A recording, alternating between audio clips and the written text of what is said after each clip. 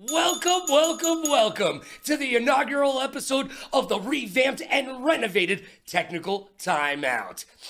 Still has that new show smell in here, but I've got one question for you and one question only. Are you ready to get down like a clown like Charlie Brown and turn your frown upside down? Because it's time to break forth the rhythm in the rhyme. It's time to put the kids to bed and wake up the neighbors. And it is time for the UEL to shine. So what do you say we get down to that UEL beatdown?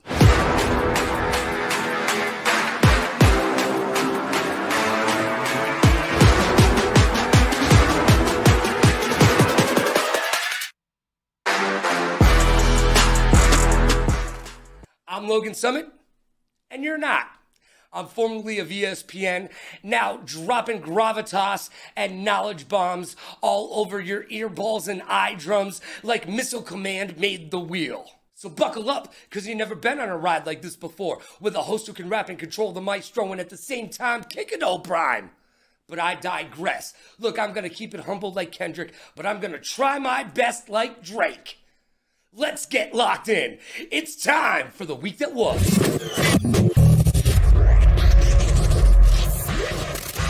Life moves pretty fast, and if you don't stop and look around, you could miss it. If you've ever needed an excuse to visit Saudi Arabia, this was your weekend. The Esports Awards were held on Saturday in Riyadh, Saudi Arabia, in conjunction with the Esports World Cup. But don't worry, folks, don't worry. They plan on holding another Esports Awards event here stateside in Los Angeles. Not the City of Angels, by the way. Just wanted you to know. They never hold these things in Cleveland or Milwaukee. I wonder why. As I previously mentioned, the Esports World Cup closing ceremonies were on Sunday in Saudi Arabia. Champions were crowned. Shout out to FaZe Atlanta. Stevie Aoki and Kid Cudi were there cutting it up. On the ones and twos, the wheels of steel, all that nonsense. I'm sure somebody got a freaking cake in the face. P. Diddy wasn't able to attend. Go figure. And last but not least, Jules LeBron, no relation to James, has dropped the ball. Wait a second, you don't know who Jules is? She is the creator behind the catchphrase, very demure, very mindful. Yeah, that whole thing. By the way, P.S., very demure means being approachable. Yeah, you had to Google it. I know you did. Don't lie. Don't lie. But you would think, well, she is on her way to fame. She's going to be a millionaire, billionaire, trillionaire, right? Remember I said she dropped the ball? Well, she didn't trademark the phrase, and now someone has beat her to the punch. Look, even The Rock has trademarked the phrases SmackDown and jabroni. Jules, what were you thinking? It doesn't matter what you were thinking. But I certainly hope you learned something. Kids, remember, trademark your catchphrases. And now it's time for the champ of the chump.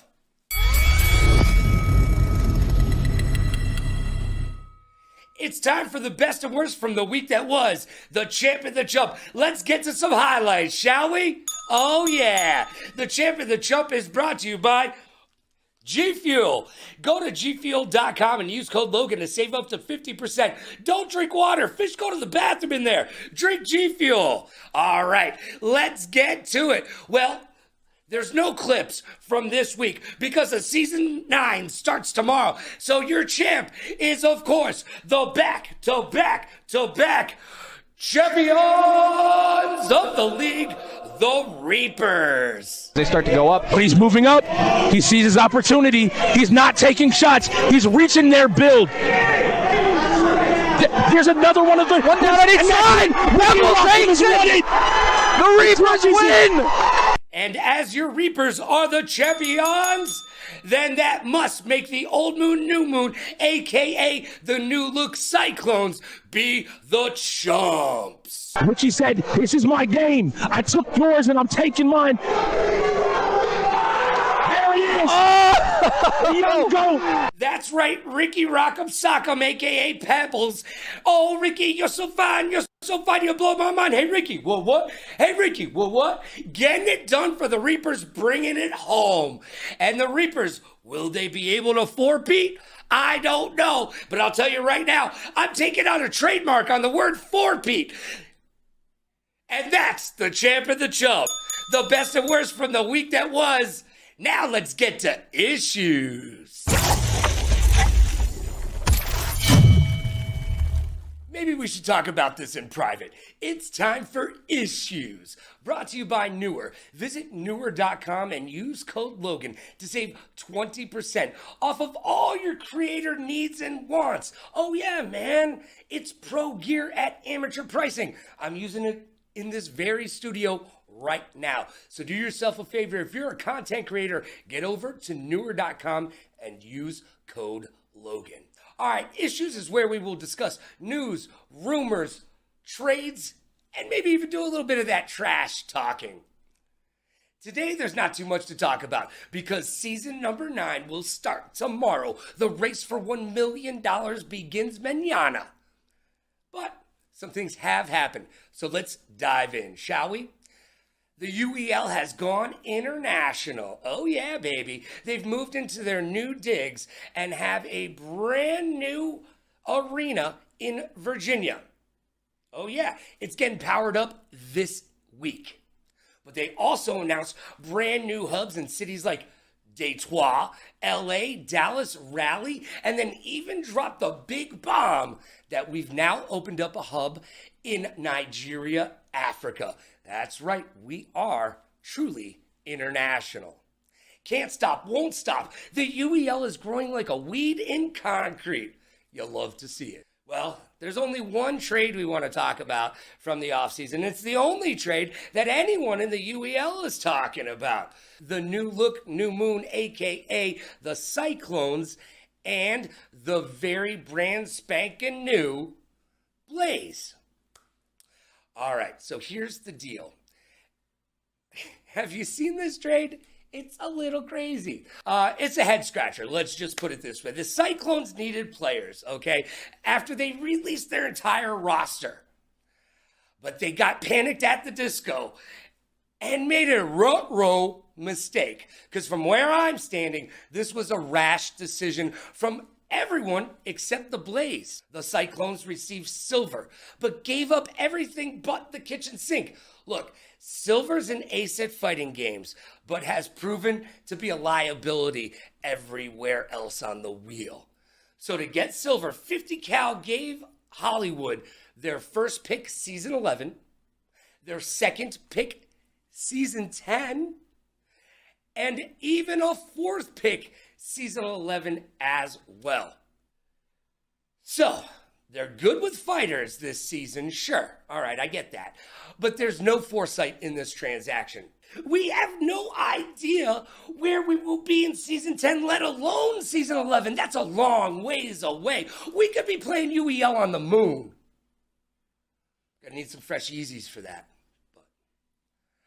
I'm just saying, this isn't the NFL where the teams in the league are set in their ways. We know where they're going. No. This league has grown exponentially from season 8 to season 9, and here we are at a $1 million prize pool. So 2 seasons away to give up a first-round draft pick? Come on.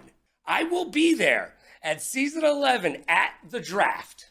And I will go over to 50 Cal with a wireless microphone in my hand, and I will poke that microphone in his face. And I will say, big day today, 50. Any regrets? And I'm pretty sure there's going to be more regrets than Britney Spears' followers on Instagram. I'm just saying. That trade was bad. Let's move on. Look, there's a rumor floating around the front office that the off-air tension between once teammates and ex-besties, the Cat in Hollywood, is coming to a head. And the league feels like they might have to step in. They're going to get involved one way or the other. And the UEL is looking to have the 2 former teammates go into arbitration with the likes of Dr. Phil. Well, maybe the Filmmeister can get these two to discuss their feelings and hug it out, but I doubt it. Another issue that I have, the Old Moon turned Cyclones have yet to give the viewers and the league an explanation of why Chicken Tech was made to be baby in the corner and to sit alone like Tory Lanez at prom night at the finals. They were literally picked up just in free agency just to beat the Reapers. That's what they were there for. But they sat on the bench like a troubled child. And we have no explanation for why. Neither Chicken Tech has told us, the team hasn't told us, and the league has asked but haven't gotten the answers. I believe that we deserve answers. At this point, we just don't know. So you know what? Knowing's half the battle, and I'm going to need a little bit of info, please. Need the info. At the end of the day, Chicken Tech for season 10 got in his 87 Stingray and said, I'm on my way. And he landed with Click as their top 1 tier player. So to recap, New Moon, aka the Cyclones, sat a tier 1 player in the finals and lost. Inquiring minds want to know, we deserve an explanation. And now it's time for 5 questions. It's time for the personality portion of the program, and boy, do I love alliteration. It's time for 5 questions. And in the inaugural episode of 5 questions, we've got a man who is legend, and I hope you're not lactose intolerant because this involves dairy in the UEL. He's also, well, let's call him a god at sports games. And he's not too shabby at racing. And you know what? Come to find out, and you will too, he started in Rainbow Six Siege. My friend, your friend, the current GM, and the numero uno of the LAX gods, it's AJ! Yo, what's good? How you doing? I am fantastic. How are you, sir? I'm doing pretty well. All right, are you ready to play 5 questions? I am. I'm so ready. All right, let's get into it. Numero uno. Why did you get into the UEL? It was a Titus actually reached out to a to a college that we were all at, and I got the email from the college, and I looked at it, and me and a couple of my friends were like, "Yo, let's do it," like kind of as a joke, to be honest. Hold on. Were you trolling the UEL to start? No, I was not. Okay. Not really. I didn't know what I was walking into, is what it was. Okay. That's what it was. But we were like, oh, a gaming team. I didn't know they had one at where we were. And we joined like this whole venue and everything, all the like Xboxes and stuff along the wall. We were like, well, what are we doing here? And I really only played Siege at that time, and I was like, I kind of want to just, poop on some people in Siege. You know what? I am familiar with the Siege community, and I got to tell you, that pretty much echoes the entire Siege community. They join games just to poop on folks. Yeah. But I was literally only on console at that time. I was kind of I played Siege. I played like a little bit of sports games like Madden. But hey, I'm 46. I'm a console player too. Word up to consoles, baby. Yeah, that was me for a long time. But I had to relearn all of them. I had to learn a whole new thing. I like I said, I had no idea what I was walking into, and kind of just, we got our team together. We ended up winning that first tournament we were a part of, like only being a month together. And congratulations getting it done. It kind of only skyrocketed from there. So now you're a true end gamer. Before, you didn't even know what that meant. You're like, hold on. Yeah. There was a movie. I think Harrison Ford was in it. What are we talking about here? Question number 2. It's time for you to teach me something. I need you to teach me how to Dougie. All right? Not literally. I can't dance. I give it a 42. I can't either. I was scared. Yo, I could see your leg twitching, and it wasn't in a good way. You weren't getting stanky leg down there. No. No, I'm nervous, man. Don't put on your tap shoes quite yet, my friend. All right, I need you to teach me something about the UEL. As a neophyte commentator coming on in and being part of this community, what do I need to know? I'll say that there's gonna be a lot of people that you see talk in Discord, talk wherever, even like in a post game interview, whatever it may be. They will say things that they think very highly of themselves of. So they'll say like they're very good at certain things, but they never live up to it. I wouldn't say never, but a lot of times these people do not live up to what they say they're good at. We've all done it though. I'll tell you, I've done it. Everybody's done it.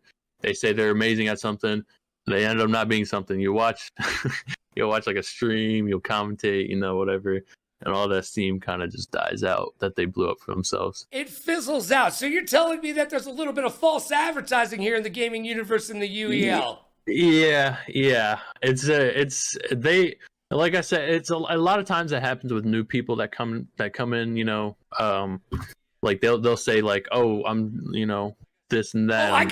Hold on. I think I know what you mean. Like, I'm Logan Summit and I'm the greatest commentator in esports history. Yeah, and then we realize you're off. No, I'm just kidding. But yeah, it's like that'll happen a lot. And like, if you're commentating something, you like all you know about them, you haven't seen them play, and all you've heard, just be prepared that you might not see the best gameplay from them. All right, that you expect. All right, I'll keep my eyes open. Question number 3: I drop you on an island. Fortunately for you, there's a console on this island. What's the one game you want to play for the rest of your life? Doesn't have to be on the wheel. It can be any game, but you only can play one for the rest of your life. What is it? It'd have to be Minecraft. All right. How old are you? At least you didn't say Roblox. Yeah, I'm 22. So yeah, Minecraft. Okay. So Minecraft. I like endless creativity. I don't have the greatest creativity, but you can do like whatever in that game. And like that game's gonna last forever. I think that would probably be the game that I choose. All right, see, I'm 46, so Minecraft came out when I was like in my 20s or whatever. I miss Minecraft. I can actually say, well, I don't want to say it, but yeah, I might not have ever played Minecraft. I might not have ever You're missing out. Not once turned on Minecraft. I cannot lie. You're missing out. I don't know what I'm missing out on. It's like, okay, well, I mean, you can build anything. You can explore forever and ever and ever. There's a lot of monsters and stuff you can kill. You can do basically anything that that you can create in your mind. You can put into a reality in the game of Minecraft. And you know what? That does make it want to live on forever. So I totally get that answer. Minecraft, if you can think it, you can put it into play in Minecraft in some way, right? If I'm on that island, I can recreate the island. Oh, maybe you could make a bigger island. The only problem is that you can't get any water from Minecraft. Yeah. So you might die on that island, but it's gonna be a good 2 weeks of gaming, bro. Yeah, the 2-week Minecraft phase. Yep. Number 4, I need you to take out the mirror. Let's take out the mirror. This is gonna be one of the hardest questions anybody's gonna ask you all day long. Look in that mirror, give yourself a nice hard look in the face, and tell me what's one thing that you can improve on. In life or like in the league? You know what? Give me both. Okay. I say in life, laziness. That's definitely something like more. I need to be more determined to do things. Don't be lethargic, kids. Yeah, I definitely need to work on that. But I started off today. I made my bed for this this blanket here, but I made my bed a little bit. Look at you, you're a grown man today and everything. Props to you. Yeah. In the league, the same thing for the league. Really, I just gotta be more determined to learn certain things and kind of just put more time into things that need to be filled, like different holes that need to be filled for the team. I gotta be more determined to cover that. You know what I mean? Well, you know what's funny is when I ask this question to most people who are on teams, the number one answer, bar none, is always communication. Yeah, that's also something I need to work on as well. I came from a really good team that was really good at communication. and I feel like I did pretty good there, and I learned a lot from them. And now it's my time. I really gotta take what I learned, take whatever from them, and implement it, and be like the main communication person. Well, yeah, whatever it is. It's AJ's time to shine, and you're the GM. Yeah, so the communicative aspect of your job, not just as a player, as the tier 1, but because you got to be a leader in that aspect as well. Yeah, but you are the leader on the team, whether you like it or not, in a bunch of ways. So it's up to you to set those guidelines and let the rest of the team know, hey, this is how we play. Yep.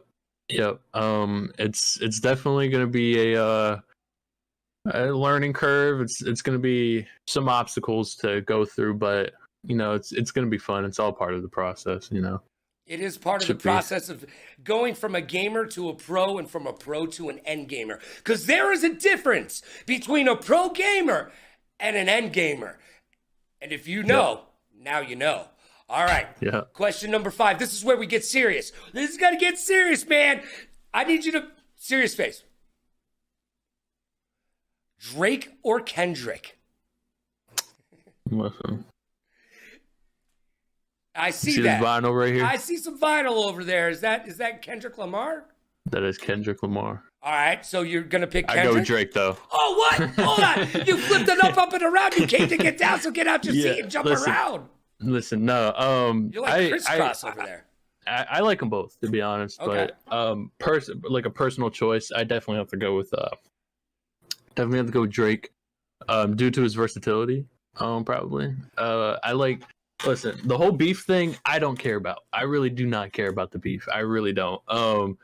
I know like they probably sat there and they made tons of money off of it. Yeah, let's be honest, AJ. Yeah, that wasn't a beef between them. That was a beef between two publicists at happy hour at a bar. Okay, that's all that was.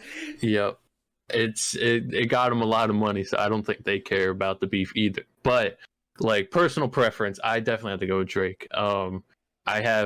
If I go on my Spotify, I don't have many playlists. I go off like albums and stuff, whatever I'm feeling for the day. A lot of them are Drake ones that are downloaded. He ran the 2010s. I mean, we can talk. I mean, he's in the GOAT conversation, to be honest. But let me step back for a second. That's a strong statement, my friend. But that's for a different day. Yeah. But Kendrick is also very good. He has some really good songs. Drake, you said he's more versatile, right? He can sing, he can dance, he can act. He's Canadian. Yeah. I mean, you saw him in Degrassi. I mean, that's top class acting right there. But but yeah, he can sing and rap as well. Like he's very versatile, and he's very good at both of those things. And hopefully the UEL world will be yours, and the X Gods world as well this season number 9 coming up tomorrow. $1 million on the line, AJ. Woo! Are you excited for season 9? Oh yeah, I'm pretty excited. All right. Well, it's gonna be fun. It's gonna be fun. I had fun. I hope you had fun. And hey, you at home, pat yourself on the back for being there, because I know you had a good time. AJ, thanks for being the first guest on 5 Questions. Great luck this season, and I'll be looking out for you this week. You play this week. You got a game. And guess what? Guess what? I may have taken you in my predictions. Let's go. I'm just saying, I may have. It's a smart choice. You know what? I am SMRT. Now it's time for the blame game.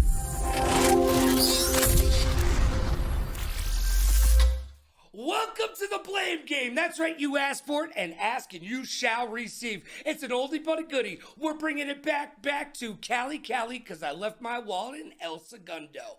So it is the first recreation of the old segment that you still know and love. It's called the blame game. And my very first guest, you know him, you love him. He's a back-to-back champion of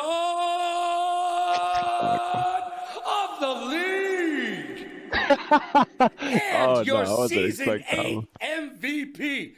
What's up, Cat? What's going on, man? How you doing? I am fantastic. But I got bad news for you. You're not going to be fantastic anymore. Because you know what clip we're going to watch? You know how you're playing the blame game, baby? Well, we're going back to last year. Right. And you know what? You won. You won. So it's all good, fond memories, right? But guess what? There was a hard-fought battle to be lost by the Reapers. Old Moon, New Moon, a.k.a. the Cyclones, were able to get WAP on you, and I'm talking about weapons and positioning in Apex. And let's take a look at that right now. I do not like that. I do not like climbing out the bubble when you have the push into the building. Yep. Push for the team. Really Push for brave the team. shots here. They're for the team. Okay. As it stands right now, Reapers are on the R301. jury on the devotion. Push that. Push that. Yes. Yes. Yeah. Oh, did not finish. I gotta ask you, does that bring up a bunch of regret, bad memories, or just good feelings? No, at the end of the day that you won that bad boy. Knowing that we won is good feelings. How we lost, I would be pissed that we lost Apex, bro. I was expecting all season to win that. Especially it was X-Ray and Pip-Boy and Jury. I mean, we had our best 3 in and they had 2 of their worst in. You're supposed to be able to take the shooter from them, right? You're supposed to At the moment, take I was pissed. At the time, I was super pissed. All right. I know Hollywood was pissed too. Well, it So, comes I mean, down to who gladly we is to blame. Who do you blame on that? Look, you can't pick yourself. You can't take the easy way out. Nah, it's you not can't me. take the easy way out. Pick yourself. It's not me. I blame all 3 of them bozos, all right? Number 1.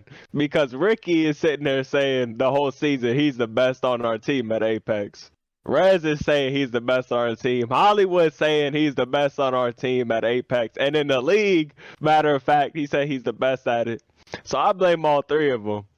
But Hollywood, at least, he was trying to IGL, but I don't know what the hell happened that game. He said everybody inside the building.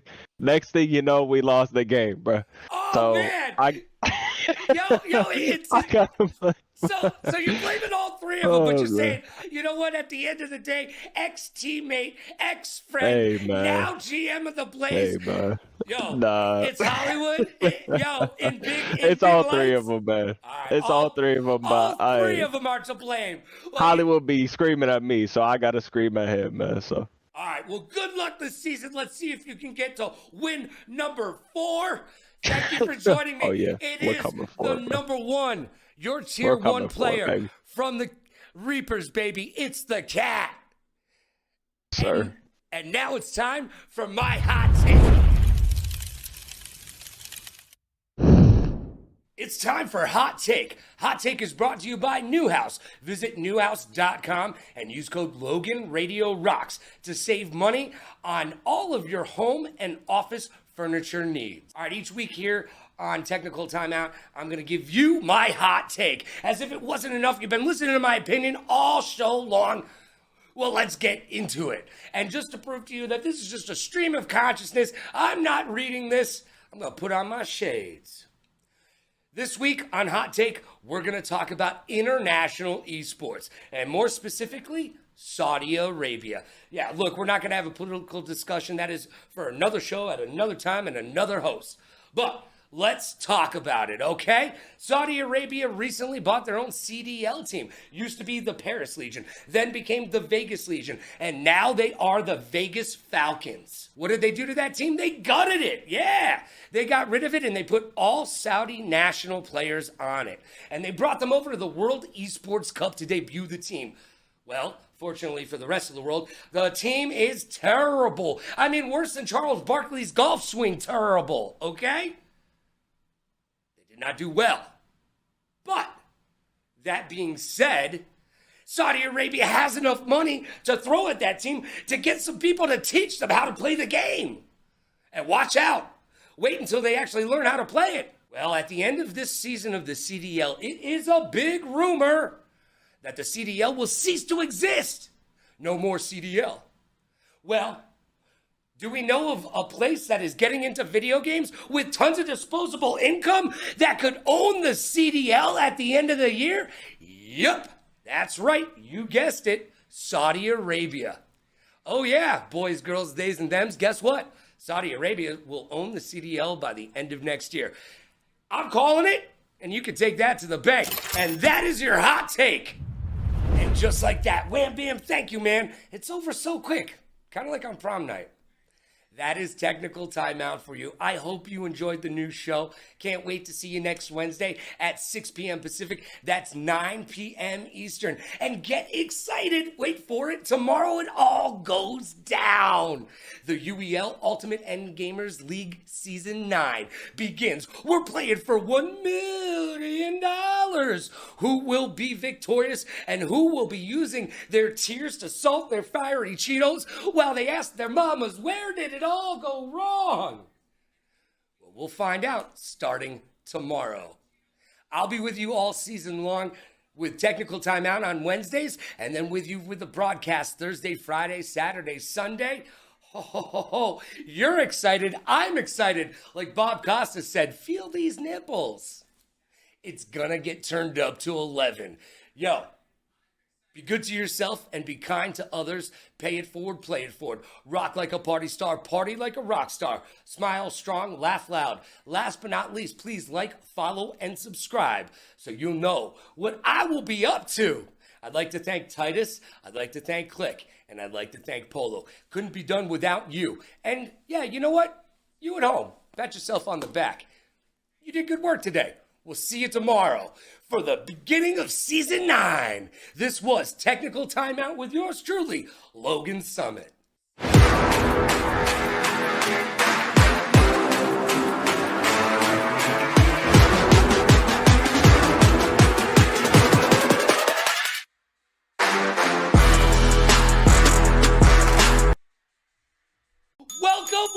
Welcome to the sophomoric episode of Technical Timeout. That's right, week 1 of the UEL Season 9 is done, and the race for $1 million continues mañana. One and done, hit it and quit it? No, I think not. We're the UEL. We're in it for the long haul. We want to hold hands and take long walks on the beach, baby. There were winners and there were losers. Week 1, just like in any competition, because they were looking down the barrel of a gun, son of a gun, son of a what, son of a who, son of a you, getting paid, getting rich, boom! Like Haley the Hawk to a girl, I'm gonna change your life one loogie at a time. But I digress, because I've got one question for you and one question only. Are you ready? Because it's time to get down like a clown like Charlie Brown and turn that frown upside down. And it is time for the UEL to shine. So let's get down to that UEL beatdown.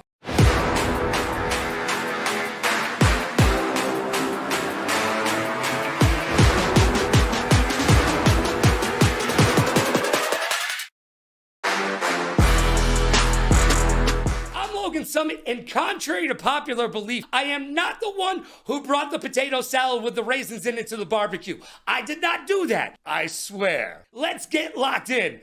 It's time for the week that was.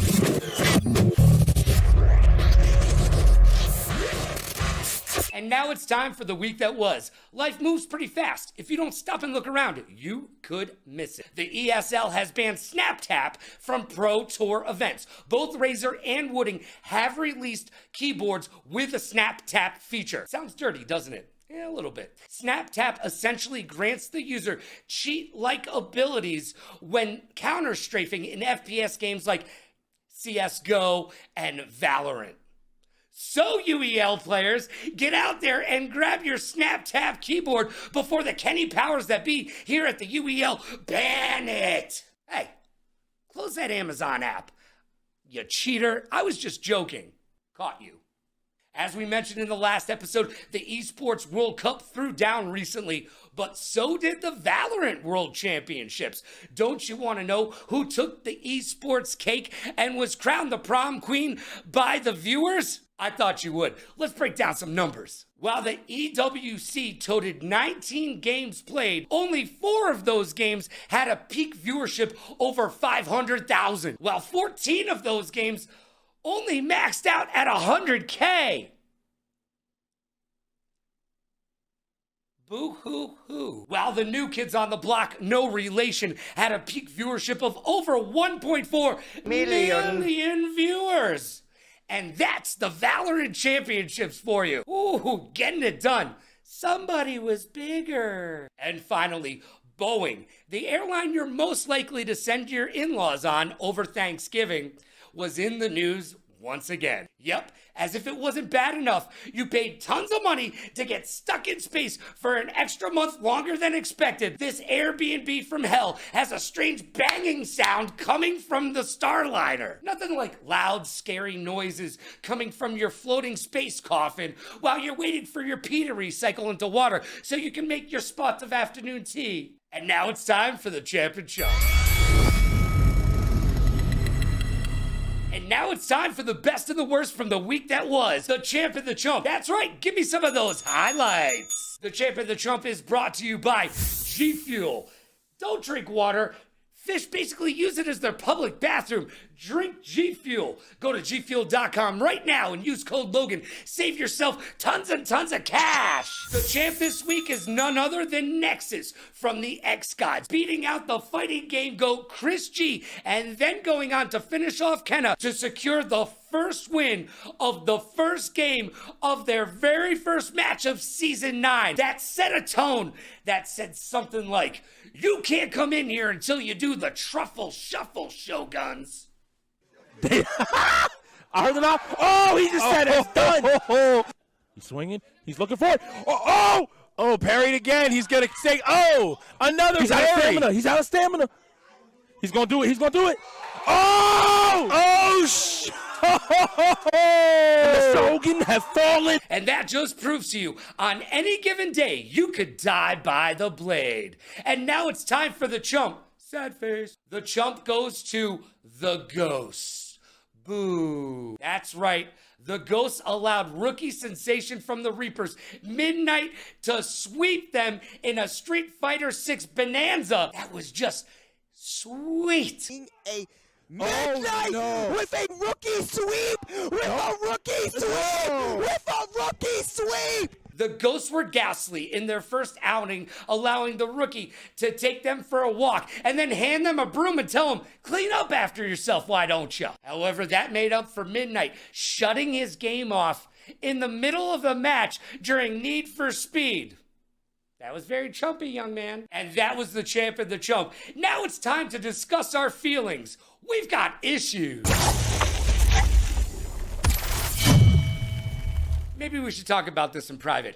It's time for Issues. And Issues is brought to you by Newer. Visit newer.com, use code Logan to save tons of money on all of your creator needs. Ask my grandmother. She's a content creator, a DJ, a professional COD player, and of course, a graphic designer. She goes to newer.com, uses code Logan, and saves 20% on all her pro gear at amateur pricing. Visit newer.com today. There were no trades to discuss this week, so what do you say we go straight Larry Bird and talk some trash? We had caster call-outs this week. Week number 1, and already it's getting down and dirty. Lockdown says DZ should bench himself and just coach. Maybe the Shoguns pick up Sparrow to fill that gap. Is it time for a complete overhaul after just week 1?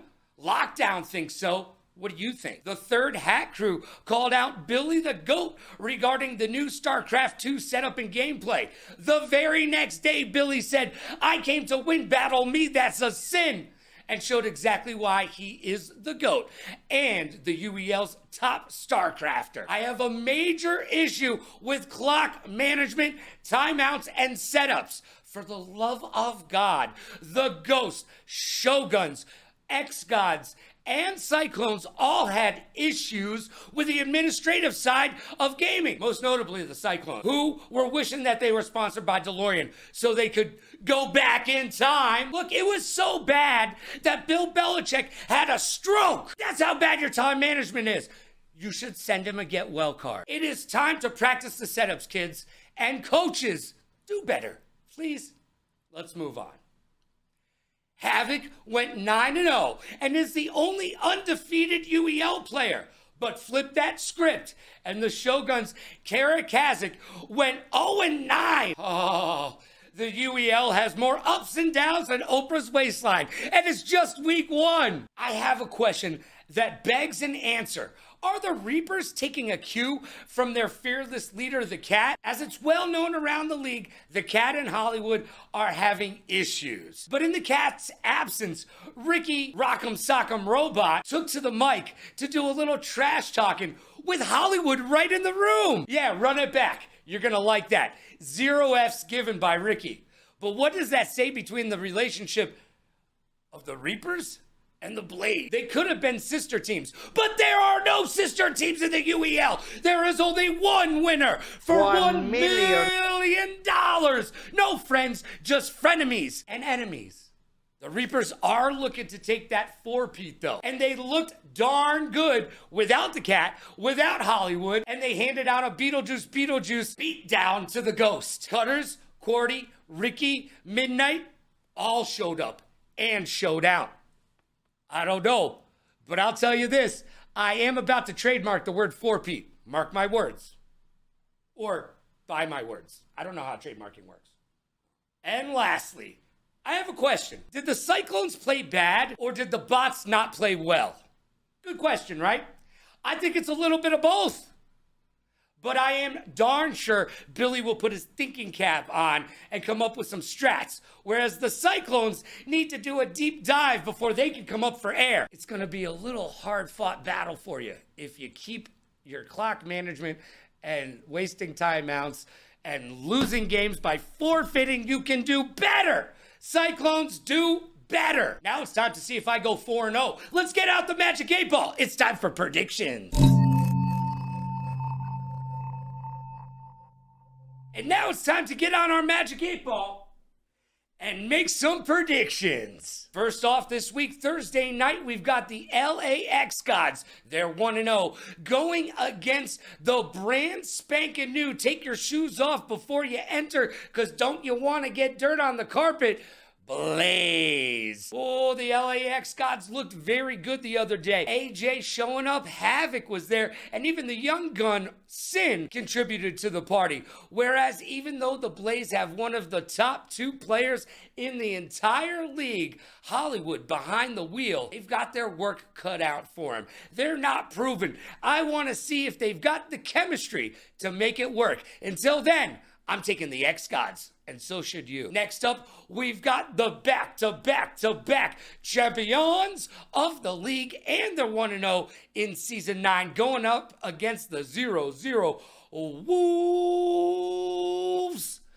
Well, the Wolves, look, I know you guys like to travel in a pack, but it's going to take an entire army to take out the Reapers. They have proven that without Cat, without Hollywood, it ain't no thing but a chicken wing. We got Ricky, we got Cordy, we got Midnight.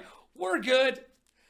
The Reapers are going for numero 4, and this is just going to be another win, another notch on the post, if you will. Reapers are taking this one. And on Saturday night, we've got the Ravens versus the Bots. The Ravens are 0-0 unproven, whereas the Bots are 1-0. However, they didn't look stellar out of the gates. Well, the Ravens have Exile, and will he bring some of that nasty Easter game juju to the Ravens? I certainly hope not. And so does Edgar Allan Poe, because he's written some sad, sad stories. Will this season be a happy one or another sad one? Well, the Bots are in their way, and if I know anything about the GOAT, he is not going to let the Bots sit on their laurels. No, he's going to put the brain to work. I can hear the hamster wheel turning. The Bots are going to take this. They'll make the adjustments that they need to, and they'll come out on top, because Billy the Goat said so. And my match of the week, the Sunday matchup, sees the 0-0 unproven Click versus the 1-0 Bandits. Well, hopefully we won't have a hangover from Chicken Tech from the finals, where he was made to be a wolf pack of one. Hopefully they've gotten over that whole fiasco, and they're ready to get back to their winning ways.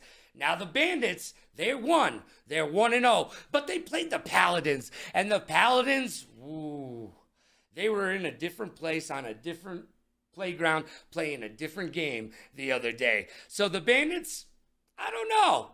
They showed that they can get a win, but not against a very good team. Whereas I think the Click's got this. So I'm taking the Click. And those are my predictions. Let's find out. Hey, Magic 8 Ball, how'd I do this week? You may rely on it. I don't know what that means. Better than no. Look, I've got questions, and hopefully you've got answers. It's time for 5 questions. And on this edition of Technical Timeout, I am graced and blessed to be in the presence of one of the GOATs of the UEL. I'm going to go, without a doubt, top 3, but we'll discuss that in just a little bit. I've got the GM, the owner, and the tier 1 player of the Blaze. It's Hollywood, baby. Hello. Thank you for the opportunity to be on the show with the GOAT commentator that we have in the league, Logan Summit. I'm excited to be on Technical Timeout, and I'm excited to see what you got for me today. All right, let's start it off with a hard one, man. We got to turn the mirror on you. Look, you have had a lot of professional ups from where I'm standing, but I need you to tell us all about your biggest professional disappointment.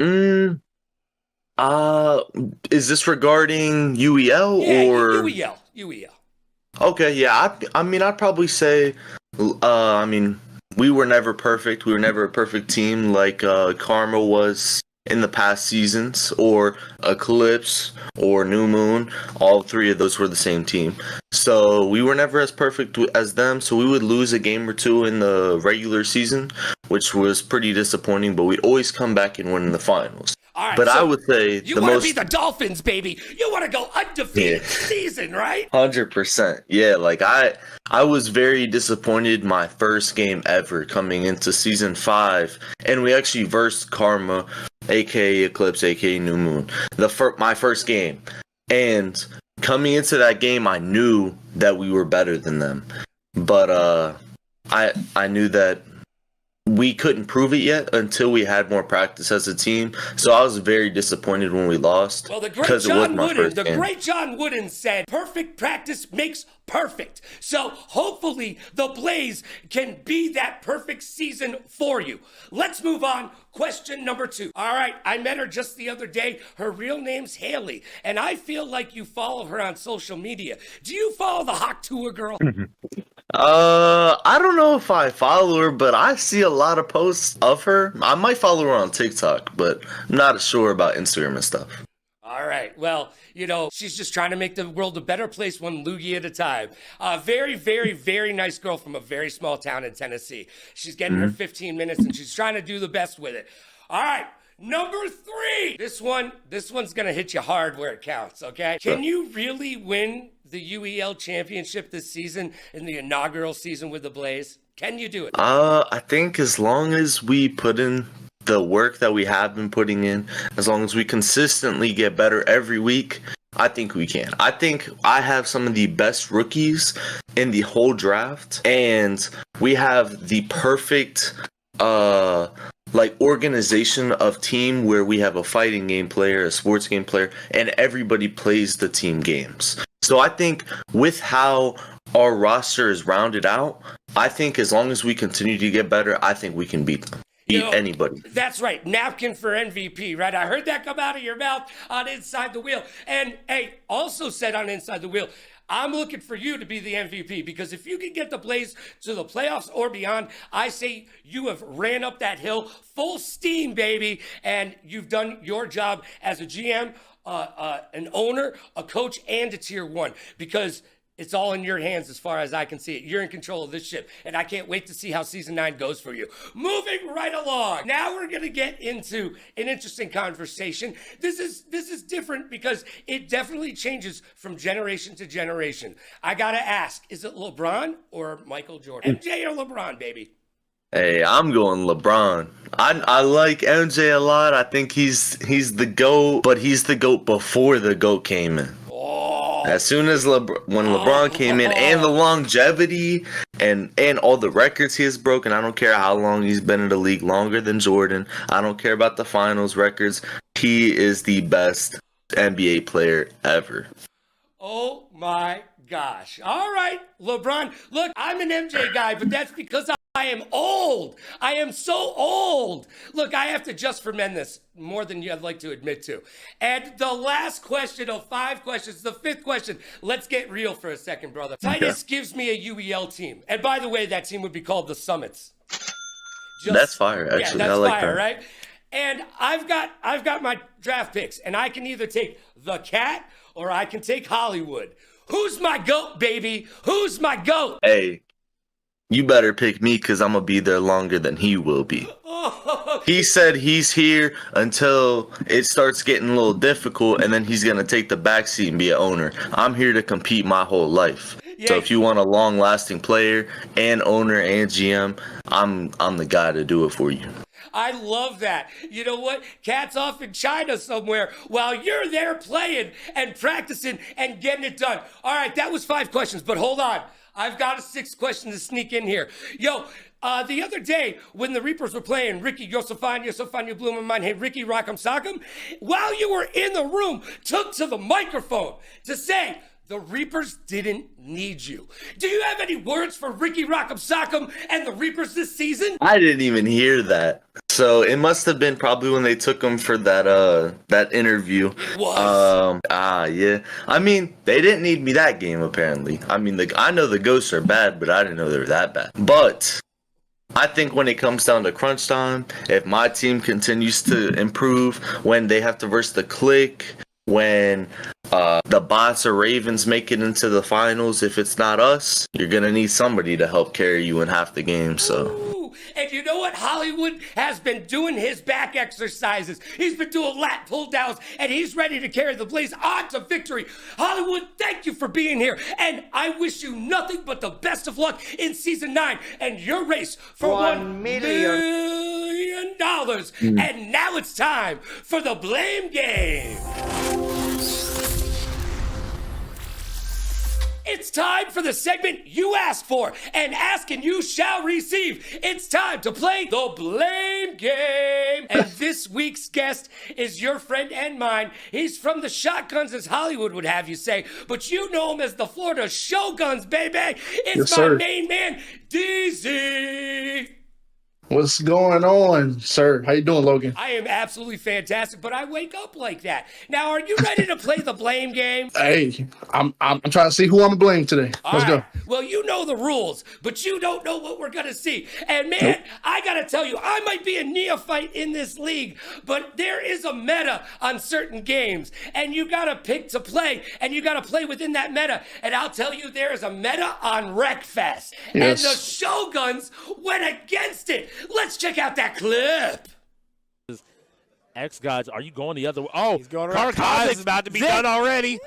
One's gone. All right, Zick. Why we picking cars? All right, on this map of all maps, why we picking cars? Oh my gosh! Yo, DZ, you must have been having a mental breakdown and a heart attack. I almost had a stroke. Do I smell burnt grass or toast? What's happening? Dude, who the heck picked 2 cars during Wreckfest? Cars versus buses. Buses win every time. Dude, you smell burnt rubber, not burnt grass. I love it. I love it. Now, looking at that clip, looking at your team, I need to know, you can't blame yourself, but who from the Shoguns is to blame? You know what? I blame the game. Uh-oh. It's the blame game. I'm blaming the game. They say don't hate the player, hate the game. So I'm hating the game. Okay. So we try to have one car, right? Yeah. One racer, just in case, we need somebody to just get the points. But my player, Car Kozik, he chose a bus, and in the game, he was a car. What's up with that? Yeah. Wreckfest, come on. Let me know. I don't know. I think you're going to have to talk to Pixar about that. It sounds like they know what's Pixar. going on. I'm just saying. Look, I blame Black Diamond. I blame Black Diamond. No, I can't do that. Black Diamond has been in the league long enough where he should have spoke up and said, yo, bro, cars? Really, cars? Like, you know what? I don't think he was paying attention. I think he was more focused on the next game and like the strategy of the lineup coming up and not on the game at hand, Because Wreckfest is weird 50-50 game. Anybody can win that. Yo, any given Sunday, anyone can win at Wreckfest, right? Exactly. All right. You know what? I'll take it. I'll take it. Great answer. I know. Great answer. Yo, you pat yourself on the back. You did good work. But I've got Thank another you. question for you, man.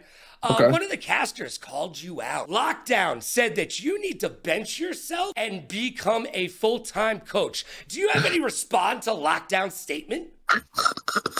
Everybody knows how comedic that is, because Titus beat Lockdown actually to make him become a coach / commentator. Yo, Titus put Lockdown into lock with a beatdown, and now he's regulated to talking about games instead of playing them? Exactly. Ooh, that's Lockdown. something where I don't speak on that because that would never happen to me. Somebody who doesn't play games can't just come in here and just beat me. But it happened to Lockdown, so he should talk about that. Hey, I said it last Not week. about me. I said it last week, and I'm going to say it again. There is a difference between a pro gamer and an end gamer. And if you know, now you know. And now it's time for my hot take. And now it's time for my hot take. As if it wasn't bad enough, you've had to listen to my opinion all show long. I got one more for you. And Hot Take is brought to you by Newhouse. Visit newhouse.com today. Use code LoganRadioRocks. You'll save tons of money on couches, love seats, office chairs. Don't buy gaming chairs. They suck. Trust me, your butt will thank you. Go to newhouse.com right now and get that furniture that you've always wanted. Use code LoganRadioRocks. Each week on Hot Take, I'm going to give you my opinion on something that's bothering me. And to prove to you that it's just a stream of consciousness, I'm going to throw on my shade. Now, originally, I wanted to talk to you about this girl who called me old the other day, but that will have to wait for another week. She might not be wrong, but we will get into that. Because this week, I am upset that the tier 1s did not show up. Well, some of you did, but some of you did not. LA, Chris G, and Spicy, where were you? All together, they got 8 wins, whereas Jury, AJ, and Billy all averaged about 8 wins each. Those are the tier 1s getting it done. The other tier 1s just didn't show up. But good news, it's week 1. You still have room to improve. And I know, Chris G, I know you have forgotten more about fighting games than I will ever know about all of video games combined. But you're not a tier 1. Well, not this week. And tier 1s must be confident and competent on all 33 games on the wheel. It's not enough to just be good at your game. That's not enough. How do you expect to be the leader of your team if you don't put the time in on Lumina Rush? Put the time in. And by the way, just so you know, tier 1s, you're expected to win your games. And that goes for the rest of the tiers. You're getting paid to play. Guess what? You're expected to win your games. It's that simple. So tier 1s, it's time to do your due diligence. Sit down. Get familiar with all 33 games on the wheel and become a leader, because that's why you hold the bag. And that's my hot take. And just like that, it's over. Time flies when you're having fun. You've been listening to me talk trash all show long. Now it's your turn. Tell me what you think in the chat. Am I crazy? Am I dead on right? Or am I just plain wrong? I want to hear from you. And remember, the race for $1 million continues mañana. And all week long, Thursday through Sunday, I will be there with you, making a special cameo on the broadcast stage. Ooh, yeah, get excited. We're going to turn it up to 11. So be there all week long. Thursday, Friday, Saturday, Sunday, we got you covered. We've got your hot video game action all weekend long. So buckle up. It's going to be a bumpy ride. So be good to yourself and be kind to others. Pay it forward, play it forward. Rock like a party star, party like a rock star. Smile strong, laugh loud, and last but not least, please like, follow, and subscribe. This has been episode 2 of Technical Timeout on the Ultimate Endgamers League channel. I'm Logan Summit. We'll see you next time.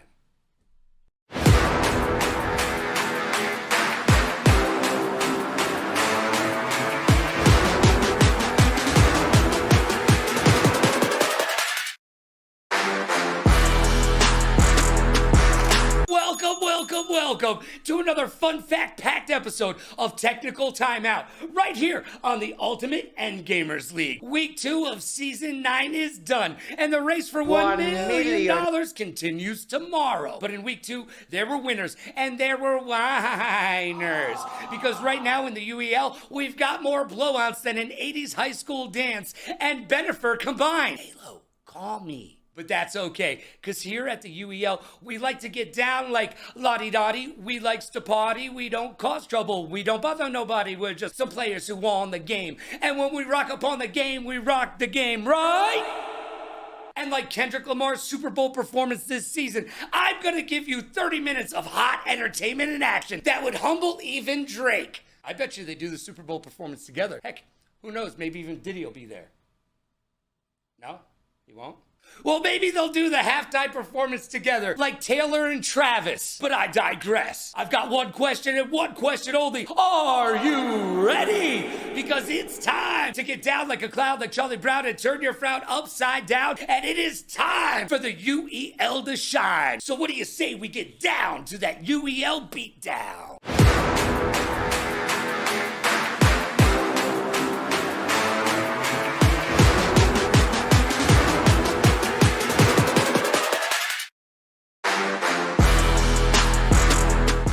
Ready to turn it up to 11? Oh, good, because that's how high it goes. I'm Logan Summit, and look, I eat pizza with a knife and a fork.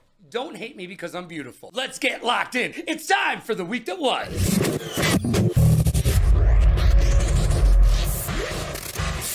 Life moves pretty fast, and if you don't stop and look around, you could miss it. There are 3 things I miss because I'm just old. Dragon Ball Z, Power Rangers, and Pokemon.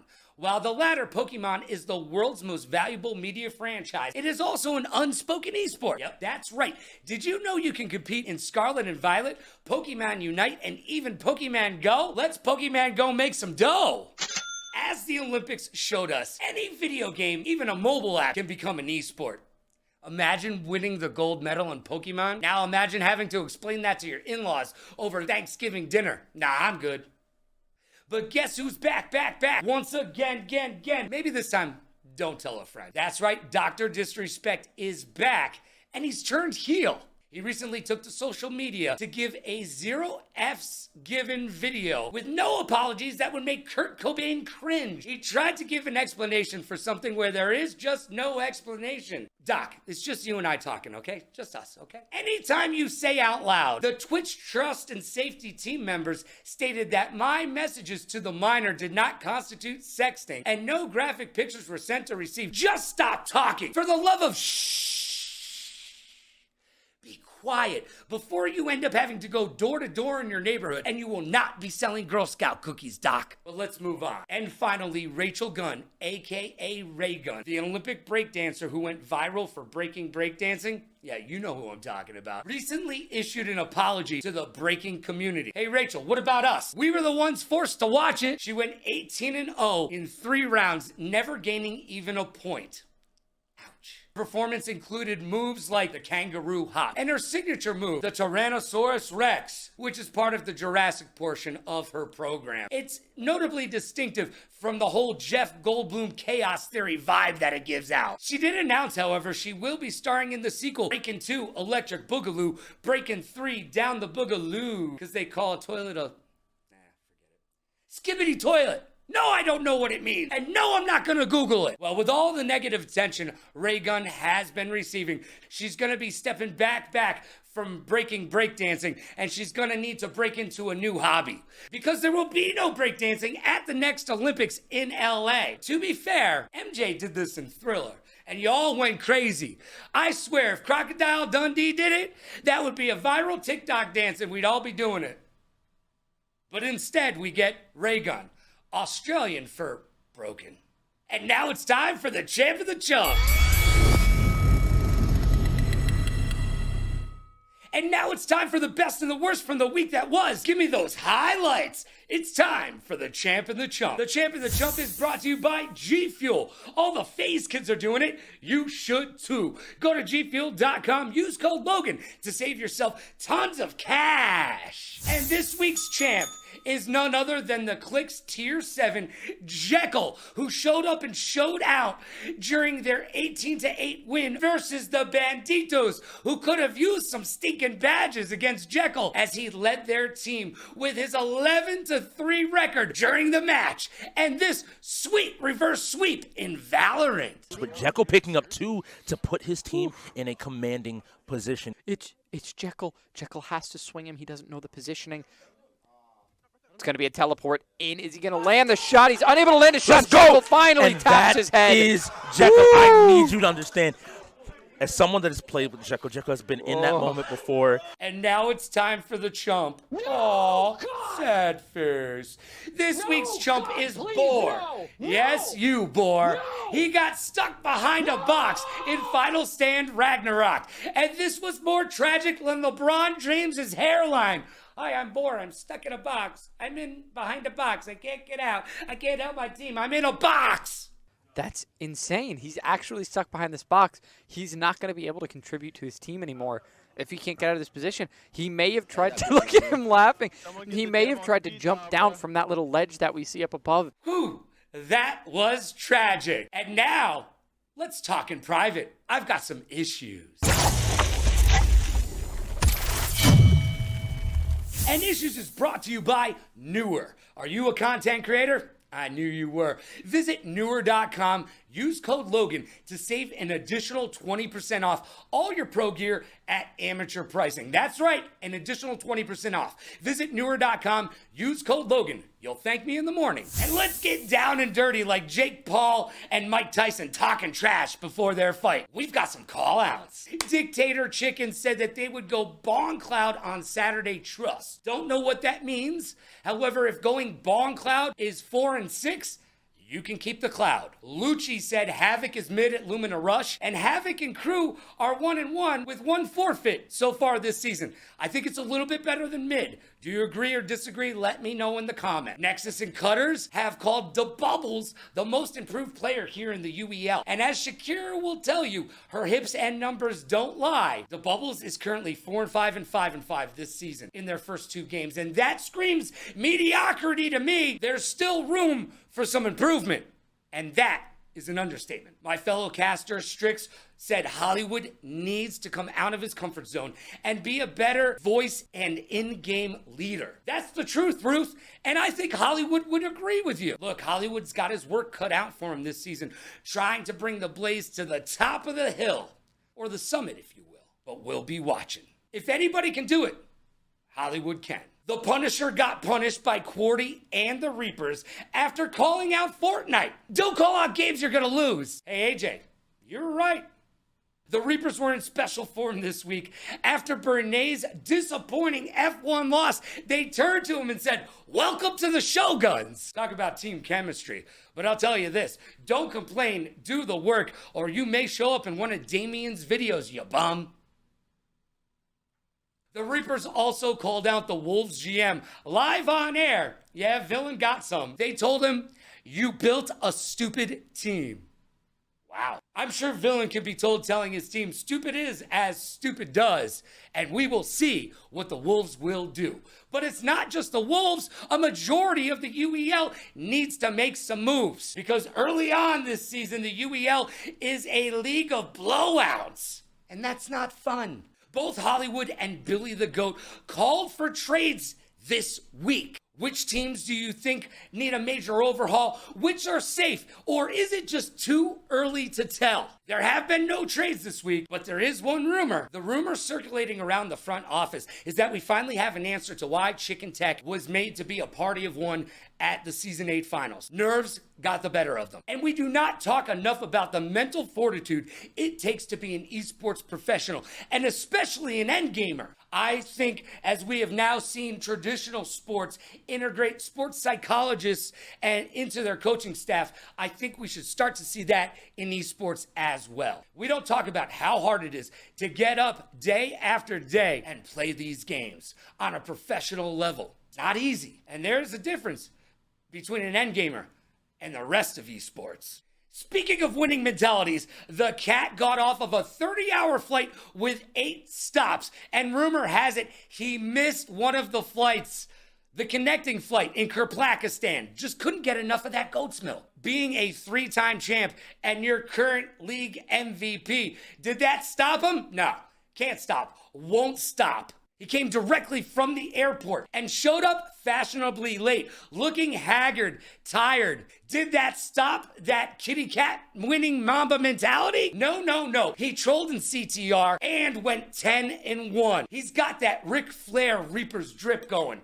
And I love where the Reapers' heads are at. They're having fun and they're getting wins. Also, there is one downside to the Reapers' success. I don't know if you caught Cordy versus Cutters in basketball, but that was worse than my 8-year-old cousin's church league games, okay? I'd say this game was sponsored by Airball. Terrible. Hey, Lockdown, what is this? Don't do that. You're stressing out production, and if I did that at ESPN, they'd fire me. And if you're saying this isn't ESPN, well, there's a problem there too. I'm just saying, Polo's pulling out his hair. And finally, my co-casters say it, and now I am gonna say it. Button check, button check, button check.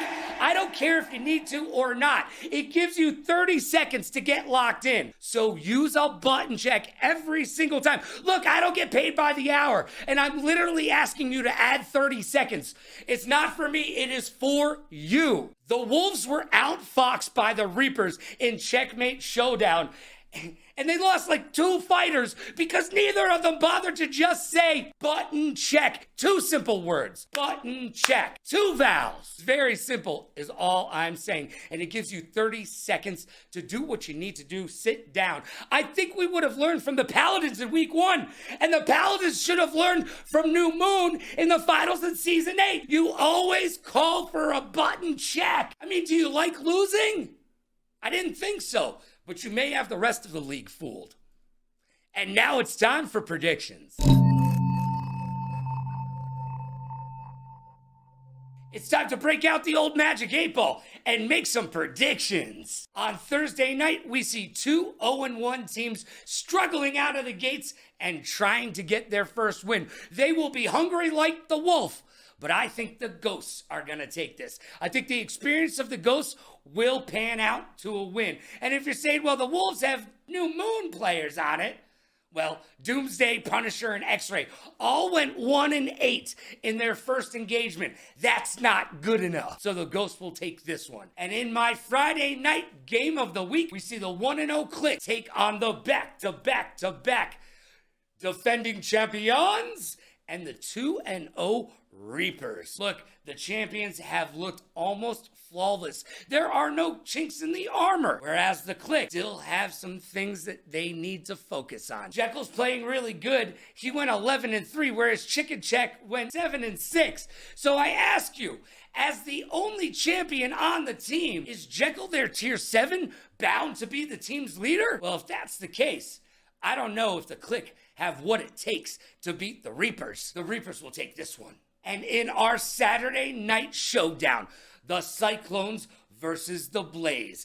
I've got to take the Cyclones because the Blaze are just a little flame. Look, Hollywood's got his work cut out for him. I understand. He is one of the best players in the league, probably one of the best of all time. However, one man does a team not make. I sound like Yoda, don't I? Well, whatever. No, he's got to get all of those rookies up to par, and they're just not there yet. The Cyclones having a little bit of growing pains as well, a little bit of whining at the drive-thru, if you will. Just play the games and win. And I think they're going to win this Saturday night. Cyclones got this. And in our Sunday matchup, we've got the Florida Shoguns versus the Ravens. I see you, Ravens. I see you. Yeah, that one, you know, I'm 7-1, that one, that's the Ravens. That little one right there, I wouldn't worry about it, but that's the Ravens. And I will not doubt you again, especially not against the Florida Shoguns, who have been playing like Tyreek Hill before a Dolphins game, handcuffed. The Ravens got this all the way because the Florida Shoguns just don't know what they're doing yet. Heck, they had a player last week that went 0-9. Don't do that again, ever. And that's my predictions. Let's check in with the Magic 8 Ball and see how I did. My reply is no. Each week, this thing gets nastier and nastier. What did I do to you? Welcome to 5 Questions. I've got questions and hopefully you've got answers. Today's guest has been in the UEL for so long, they call him the GOAT. He is the guy who gets the trap to work in the board game Mousetrap every single time, no fail. His name is Billy the GOAT. Hey, what's up? Good to see everybody. All right, I am glad that you are here. I'm sure you have a little bit of trepidation when I reach out to you and I say, hey man, I want you to be on my show. But you climbed the summit, you're at the top of the peak, and now it's time for your first question. All right, you asked in chat, you said in chat, you called it out in chat. The league needs to make some trades. Who is the number one player that you would be willing to trade for? Well, definitely Jekyll after that big performance by Click. I think that he definitely needs to think about getting out of that tier 7 spot and into a higher tier for sure. So that would be my pick. He was our champ of the week this week. So trust me, Jekyll, we see you. Number 2. This was brought up by the casters, and I need to know, Fritos or Cheetos? Fritos or Cheetos? Definitely Cheetos for me. Not a huge fan of Fritos. Definitely like the Cheetos. Doesn't matter if they're crunchy or puffs, either one I would prefer over Fritos. Everybody always picks Cheetos. Fritos well, then get it's no not. love. It's not really a debate then, right? It's just Cheetos are better.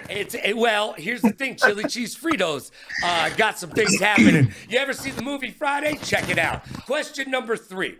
La Bamba is your brother. Mm-hmm. Is there some nepotism with him being tier 2 and you're filling tier 1? Or is he just that darn good? No, I think that he's really good. He's gotten a lot better this season. He quit his job that he had before, and he's taking it really serious. So I think everybody kind of saw that he definitely can be a tier 1. He was offered it by some teams this season, but it was not an ideal situation of it. He was also offered tier 2s and 3s, but by pretty much every other team that didn't offer him tier 1. And I don't know, he just wanted to really grow with us and likes how the tier system is. You know, we're very unique in that. And I think it's really getting everybody to practice and grind and, get a lot better. So I think this is the best, overall the team has been since season 1 for me. It would be a really weird Thanksgiving if he ended up in free agency and went to a different team. I will tell you that right now. And speaking of food, again, the casters got hungry this week, and they brought this up. I need to know, Hungry Man or ramen? Ramen. Ramen? I love ramen. Yep, I used to have ramen all the time back in the college days, so it's a go-to for sure. Even in high school, yeah, it's definitely a go-to. Have you ever put vodka in your ramen? Don't do it, kids. Don't do it. Nope. It's called college, and you try everything once, but don't do that. All right, you've made it through 4 questions. Here's question number 5. Look. I'm ready. You missed a Go match. last. I know it was a family thing. I know it was a birthday, but a little birdie told me you really have never missed any matches before. I need to know, are you about to go to that front office and call it a day? Are you going to retire from gaming? No, that birdie that told you that is definitely wrong. I hope it wasn't Jerry, because he just lost all his credibility. There's generally been about 1 game that I've missed each season, and the team, I think we've lost all of them except for 1 for all the past seasons. So I mean, things just come up, right? I run my own business outside of UEL, and now I have a daughter as well, and it was just happened to be her first birthday party that we had, family coming in and everything, so I just couldn't make it to the game. But I don't really see us losing any other games for the rest of the season. So I mean, we almost beat the Ravens without me being there. If I was there, it was a big sweep, in my opinion. So I think we just win that straight up. Do you win the championship this year, Billy, or is it next year? No, I definitely think this year. This year? Yeah, I think the team's really good. We got Ceviche coming back in. If you don't know who it is, then you gotta, look up that lore a little bit. But yeah, he's coming back pretty strong. So I think he's gonna take the league seriously this season. And if he does, having him back in his prime, it's a very scary thing for everyone. Well, all this talk about food has made me hungry. Thank you so much to Billy the GOAT both for being here for 5 questions. And now it's time to find out who RPG blamed on your loss this week. It's the blame game, baby. And welcome to the game that you asked for, and ask and you shall receive. Who's to blame? We're gonna find out. My guest today is the first non-player to grace the stage of technical timeout. It is the Bots GM, your friend and mine, RPG. Thank you. Oh, you are. Happy to be here. You're so welcome. Don't say that too quick. I wouldn't want you to misrepresent yourself. You haven't got into the thick of it yet. But let's get to it. This is the blame game, and you're a GM. So let's put you to the test right now. The last game, I was told by Billy the GOAT that it was without a doubt a W for you. Well, then I woke up in the morning and Billy said, boo-hoo-hoo, I won't be there. And you know what? It was a big L in the loss column for the Bots. And I need to know, who is to blame? Show me that clip. Available on Koza, and he wakes up with it. He has to block high. Oh! You have to block high. I was just talking about that hitbox, and Koza takes out Mordecai. The rookies take it for the Ravens. 26 seconds remain. Let's see. Bubbles drops back, rolls left, pushes up the field, stops and throws. Oh, and that's the one they were looking for. Big Red right now. He's just trying to play defensively, putting out a few shots. That left an opening for Herb, and Herb is going to finish off with that one opening that he found. And with that right there, the Bots' chance of winning this game is officially over with. Ouch! Oh, man, I know that hurts. It's got to grab your heartstrings and just pull on them. All right, you're the GM. So, some might say, if Billy the GOAT, the Tier 1, the owner is not in the house, it's your job to be the leader. But you know what? Whose job really is it? Who's to blame for that loss? I mean, you can ask anyone on my team. Accountability is always my biggest thing, and that blame's all on me. It is my responsibility as GM and as a coach to have my guys prepared for any and all situations.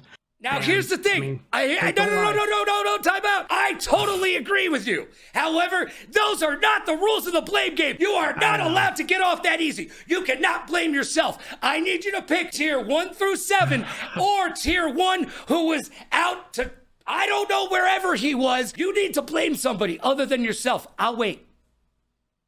If it's blaming someone other than me, then it's 100% on Billy. Yeah. He had the schedule. He knows the commitments. Yes, it might have been a family thing, and granted, his spouse might not be too happy with me if this ever gets around to her ears. Sleeping on the couch. Family aside, team comes first. We're professionals. You need to do your thing. And he needed to be there. So no blame to the Tier 1 of that day. Billy's brother Labamba going 5-6, whereas KIC went 6-4. You can do that straight comparison 1-to-1, but Labamba crushed it and clutched up DBZ. He absolutely smashed it in Overwatch. He did what he was supposed to do out there. All right. If our team was full, it would not have been a question. Our team was not full, and you want the blame. Who was not there? Billy the GOAT. And you know what? We just heard from him. And, well, you might need to call him and let him know it's going to be okay. Maybe he might need a shoulder to cry on after that interview. Look, I appreciate you, and I appreciate you putting it on your shoulders. Do those lat pull downs so you can carry your team on to victory. You are the very first non-player to be on Technical Timeout. Congratulations. Everybody give a big round of applause for the GM of the Bots. And now it's time for my hot take. Thanks, RPG. Not a problem. Hot Take is brought to you by Newhouse. Visit newhouse.com and get the furniture your butt has been asking for. Gaming chairs suck. Office chairs, awesome. Couches, love seats. They've got all your furniture needs at newhouse.com. Use code LoganRadioRocks to save a little bit of that do-re-mi-fa-sol-la-ti dough. As if it wasn't bad enough, you have to listen to my opinion all show long. Now it's time for my hot take. And hot take is just a stream of consciousness. Whatever's getting me going that week.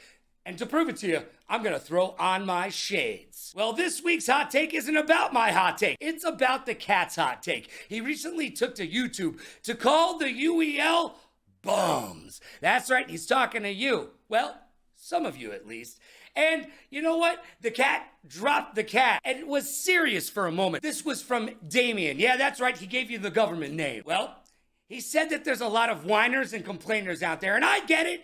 Rules are rules are rules, and you know what? You don't like rules. Well, too bad. You're getting paid to be a gamer, a pro gamer. You went from sitting in your mama's basement to getting out, touching some grass, and going playing video games in another room. But they're paying you to do it. Yes, you're getting paid to play, so you have to follow their rules. I get it. You're not going to be happy about everything, but to be Eeyore, oh, I don't like it here. Go someplace else. Can you go? Do you have an invitation to CDL? No. Do you have an invitation to the Overwatch League? No. Do you have an invitation to EVO? No. Do you have an invitation to any of the leagues? No, you don't. But you do have a home right here in the UEL. The U stands for you. Look, I was at a table recently talking about two different leagues, one the UEL and another league. And somebody said this other league would take over the UEL. And I said, no, it will not. And they said, why? I said, because a kid in Nigeria can't go into a building, sit down at a computer, and try out for that league. That league is full of celebrities and pro gamers. But here at the UEL, we are for everybody. Even you can be a pro gamer. And that's right. Some of you are.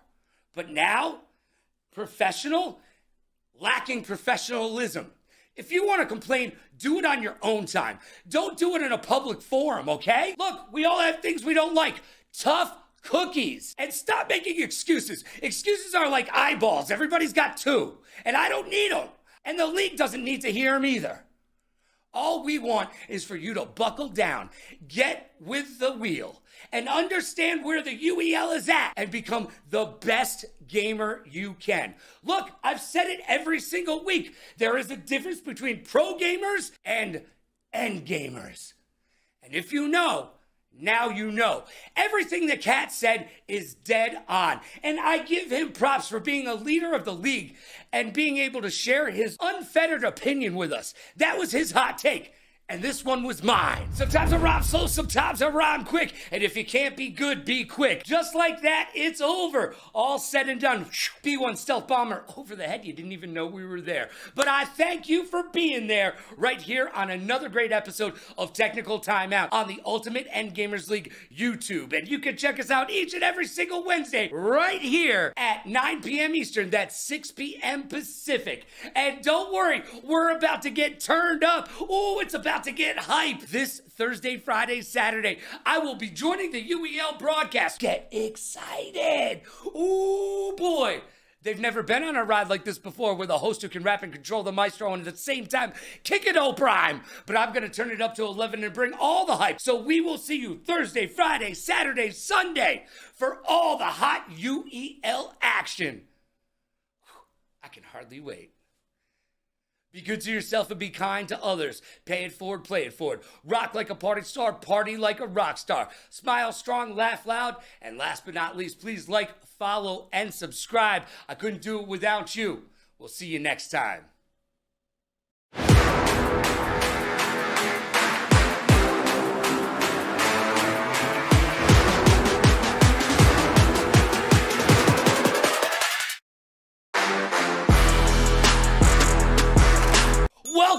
Welcome to another fun-filled, fact-packed episode of Technical Timeout right here on the UEL's YouTube channel. Each and every single Wednesday night at 9 p.m. Eastern. That's 6 p.m. Pacific. Week 3 is done. The race for $1 million continues mañana. But we've got a lot to talk about. Oh my gosh. I'm going to be name-checking a lot of you tonight. Hey, do you deserve to be in your tier? Are you looking at your contract and wondering, can I get traded? Well, we're going to talk about all that and so much more. So let's get locked in, because I've got one question for you and one question only. Are you ready? Because it's time to break forth the rhythm and the rhyme. And it is time to get down like a clown, like Charlie Brown, and turn that frown upside down. And it is time for the UEL to shine. So what do you say we get down to that UEL beatdown?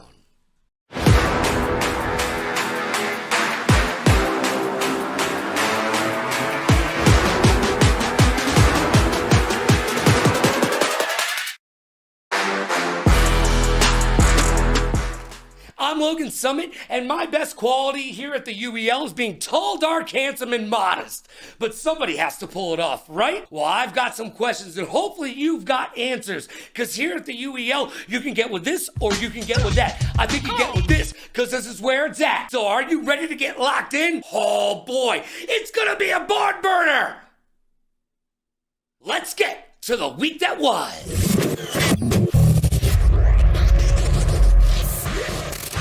Life moves pretty fast, and if you don't stop and look around, you could miss it. Well, kids, do you like money? I know you do. Guess what? Roblox is in the news again. That's right, Roblox has announced its 6 billionth user. Yeah, it's true. Billion with a B. And guess what? They have been evaluated at over $40 billion. How crazy is that? Especially since 70% of their developers are in-game players that are being paid with in-game funds. Sounds like a child labor law issue to me. Is Roblox the new mafia? Just say it. The World Series of COD was right here in Viva Las Vegas this weekend, and the Falcons took home the trophy. But big ups to the second place COD Immunity team and my friend King Cryptix's roommate Unrational coming in second place and bringing home that $160,000 second place prize. Not bad for a day's worth of work playing some video games, right? And last but not least, the MTV VMAs happened this week. And guess what? Sabrina Carpenter kissed an alien on stage. Ooh, scary, right? But it made us think back to 2016 when Britney Spears kissed Christina Aguilera on stage. Sorry, I needed a moment. And it made Britney Spears go directly to social media. By the way, Britney, stop doing that. And she asked, why didn't she just kiss a girl? Well, maybe she did kiss a girl and she didn't like it, Brittany. Maybe that's what she's into. Aliens? To each their own. And now it's time for the Champ and the Chump. The Champ and the Chump is brought to you by G Fuel. Head on over to gfuel.com. Use code Logan to save yourself a bunch of cash on all your G Fuel wants and needs. Trust me, you'll thank me in the morning. The champ this week has to be Dolo, going absolutely Dolomite on the competition in the finals and laying the smackdown that even The Rock would be proud of. And they gave a completely valid reason for avoiding Overwatch, and this is what they needed. We said that these lineups might need to be too perfect for them to find my wins, goodness! And the chump, sad face, has to go to the kitten, aka the cat. Oh my gosh. He says it was a button check issue that caused him to wreck at the end of the race. At the finish line in F1. I call shenanigans. That's a lie, Cat, and I'm calling you out on it right now. No button check issue. That was a time issue. You were playing with the clock. Bill Belichick would be proud, but you're a liar, liar, pants on fire. Tell me what you think in the comments. This is the one Cat blew through in the first lap to get that penalty. Now burn all the better.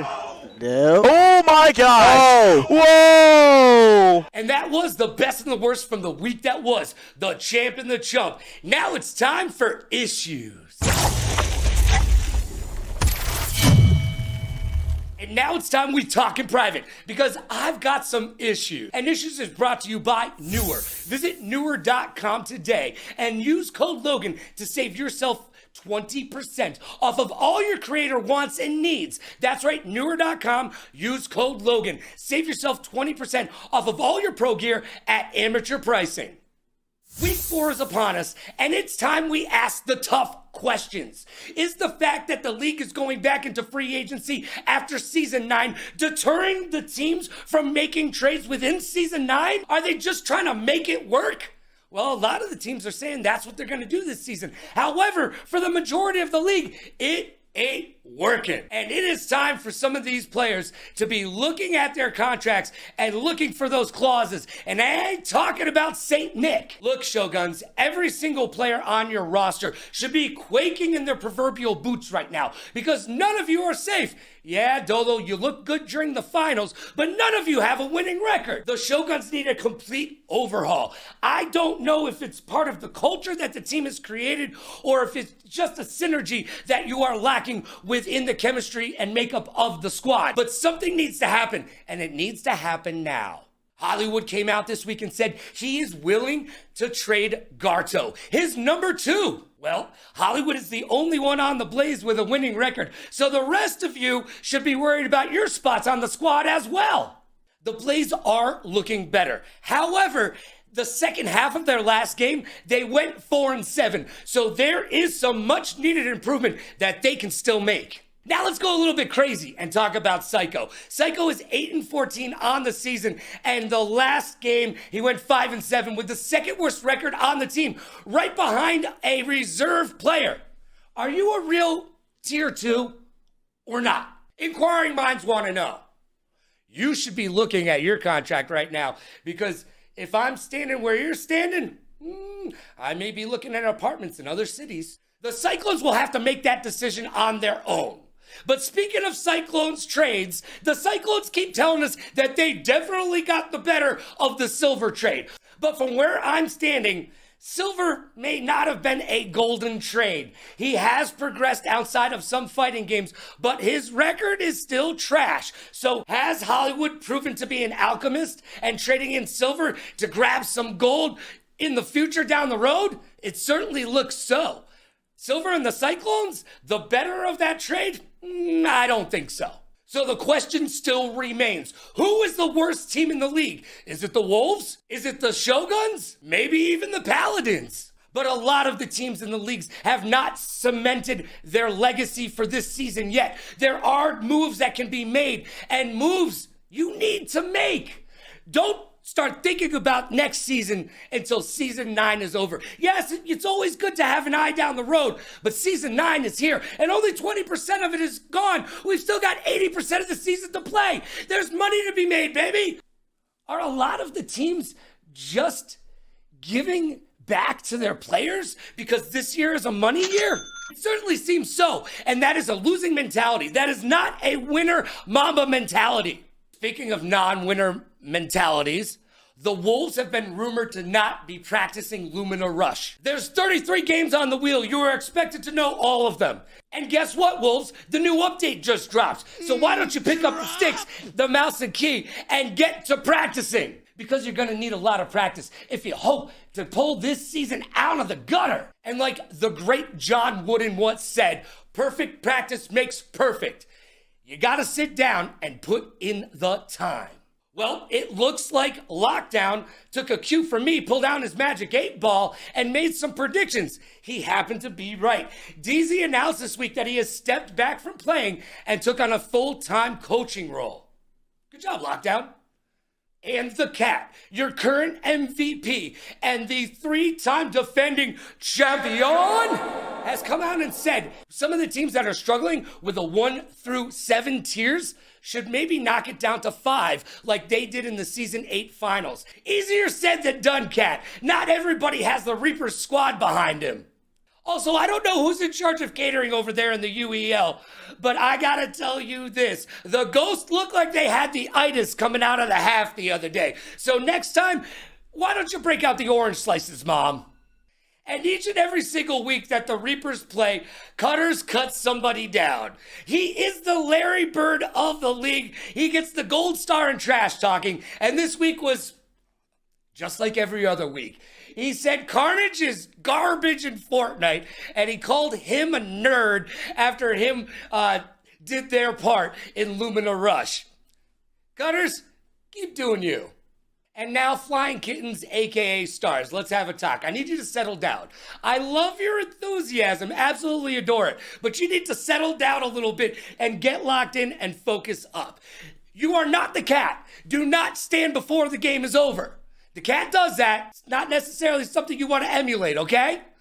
Keep your seat planted until you have won. And also, button check works both ways. You need to talk to the game master and make sure button check has not been called. I hope you do not make that mistake again. What did you learn? All right, I'm always talking trash about players. You know what? Let's talk about some good things that have happened in the league. Well, it depends on which side you're standing on. But let's talk about some uplifting league information. Hydro was able to take Pip-Boy in Street Fighter 6, even though Pip is a master level player. Way to go, Hydro. Gurren swept at Tekken. That was awesome. If you were there, you could cut the electricity in the air. And Chicken Tech went 1v4 in Rainbow Six Siege to secure a win. It was downright dirty, like Shaquille O'Neal on flip-flops.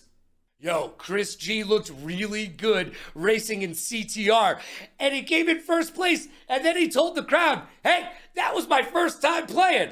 Well, hopefully it won't be your last. I love the fact that Chris G is taking to the league and taking it seriously. If you watch any of his streams, he is practicing a lot of the wheel. And he definitely is a force to be reckoned with in Maelstrom now. Bo Seif told me the other day, I am the GOAT at Fortnite. And well, their clutch certainly was goatish.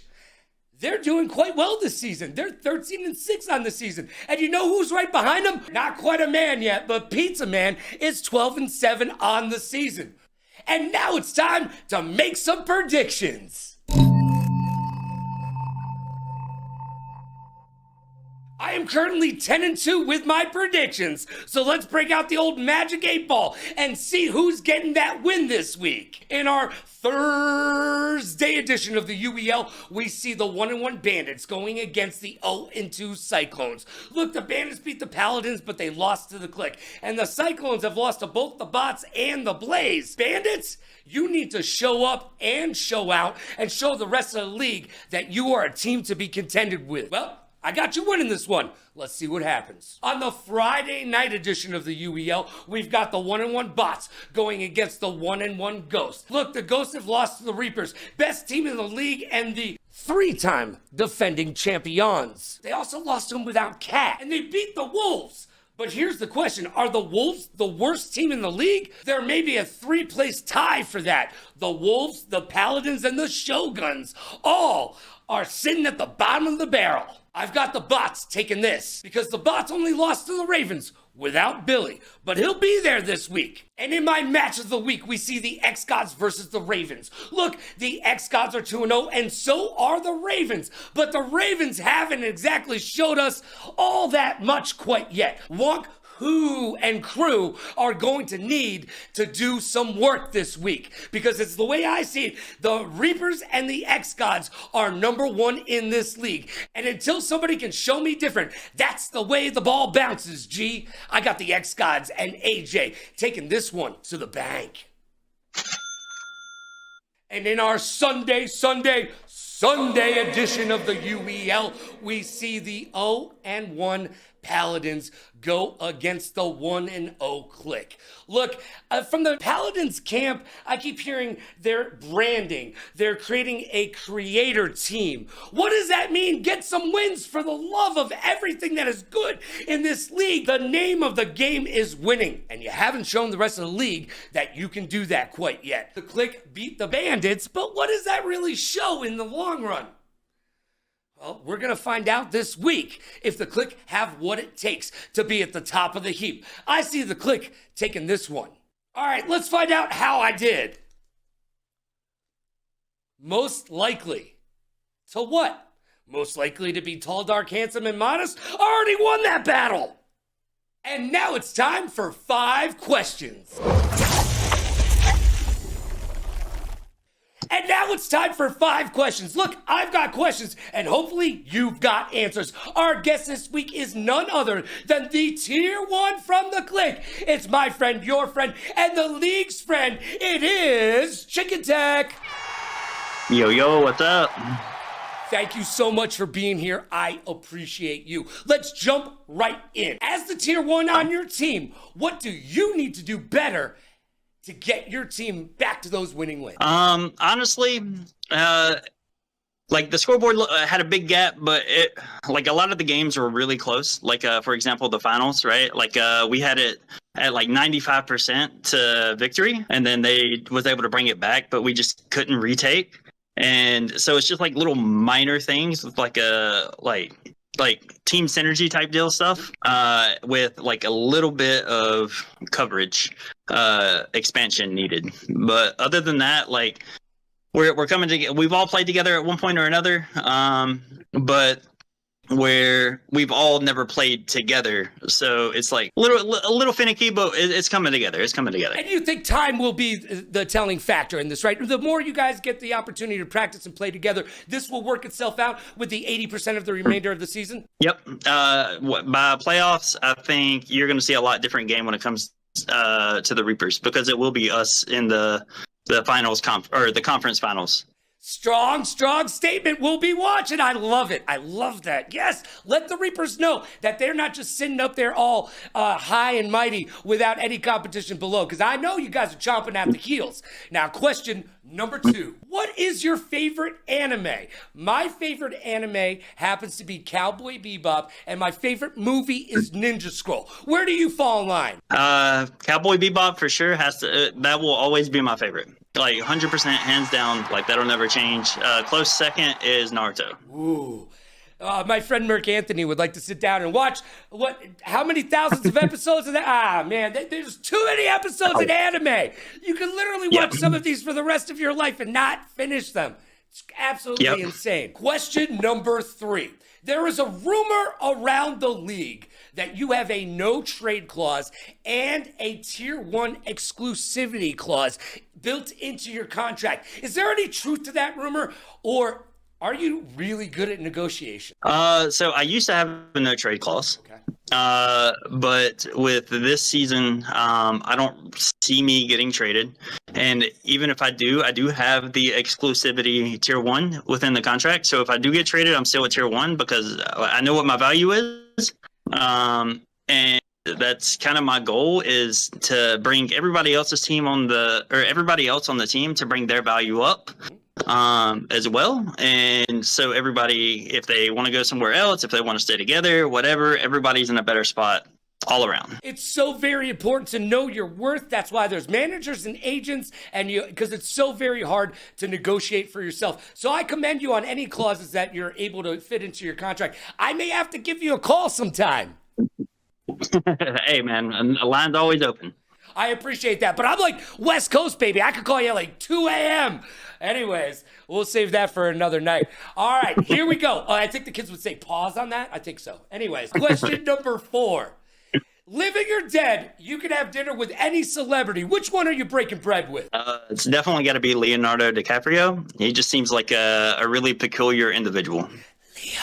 Well, I got to tell you, I met him when he was younger. He used to hang out with an actor friend of mine in New York City, Andrew Davoli, who got capped in the middle of the street on The Sopranos season 4. Go check it out.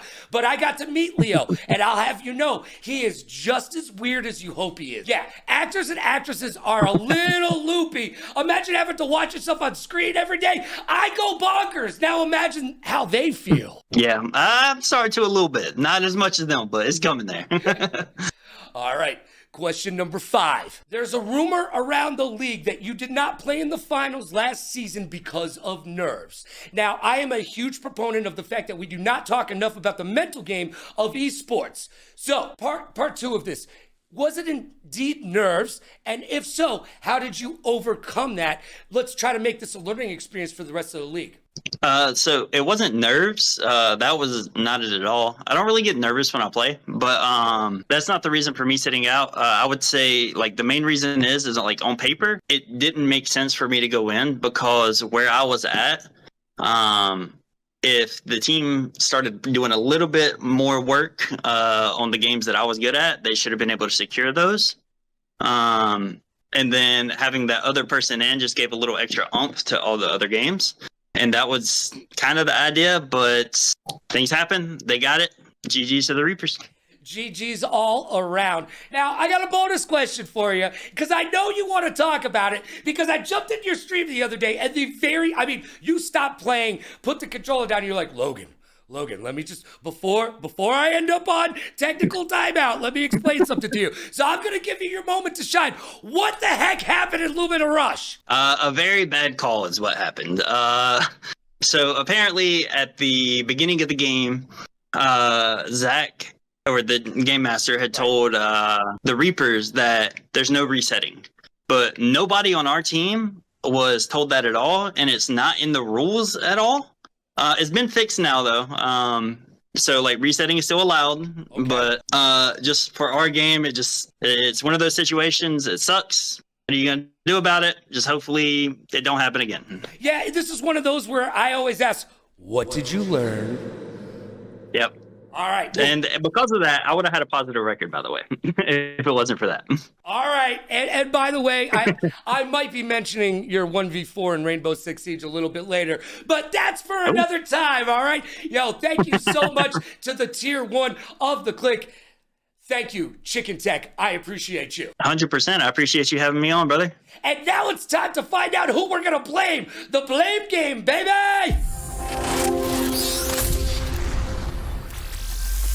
And now it's time to play the blame game. That's right, the segment you asked for, and ask and you shall receive. My guest this week is none other than the Shogun's owner. It is Black Diamond, baby!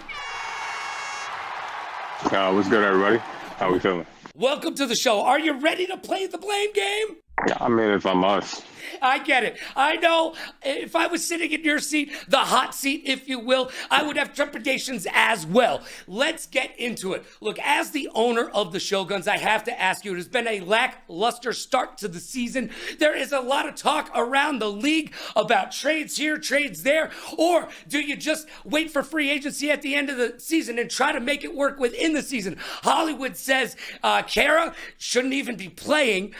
Dolo has shown up, but no one has a winning record. Chris G is practicing. We know that the team is headed in the right direction, but this is what's been happening to the Shoguns. I think that ghost has gotten away as whatever prop they were. May even be standing still at this point. No, there's a call out. Again, is it this car that they're... No. I wonder if that's real or the telekinesis. It must be. We see the pin, and that ends up KIC. And KIC is just putting the pressure on, similar to what happened to him in these other games. He's not giving you room to breathe. This is going to be a lot of plus frames. Good job by Christy waiting it out just to see if there was a follow-up.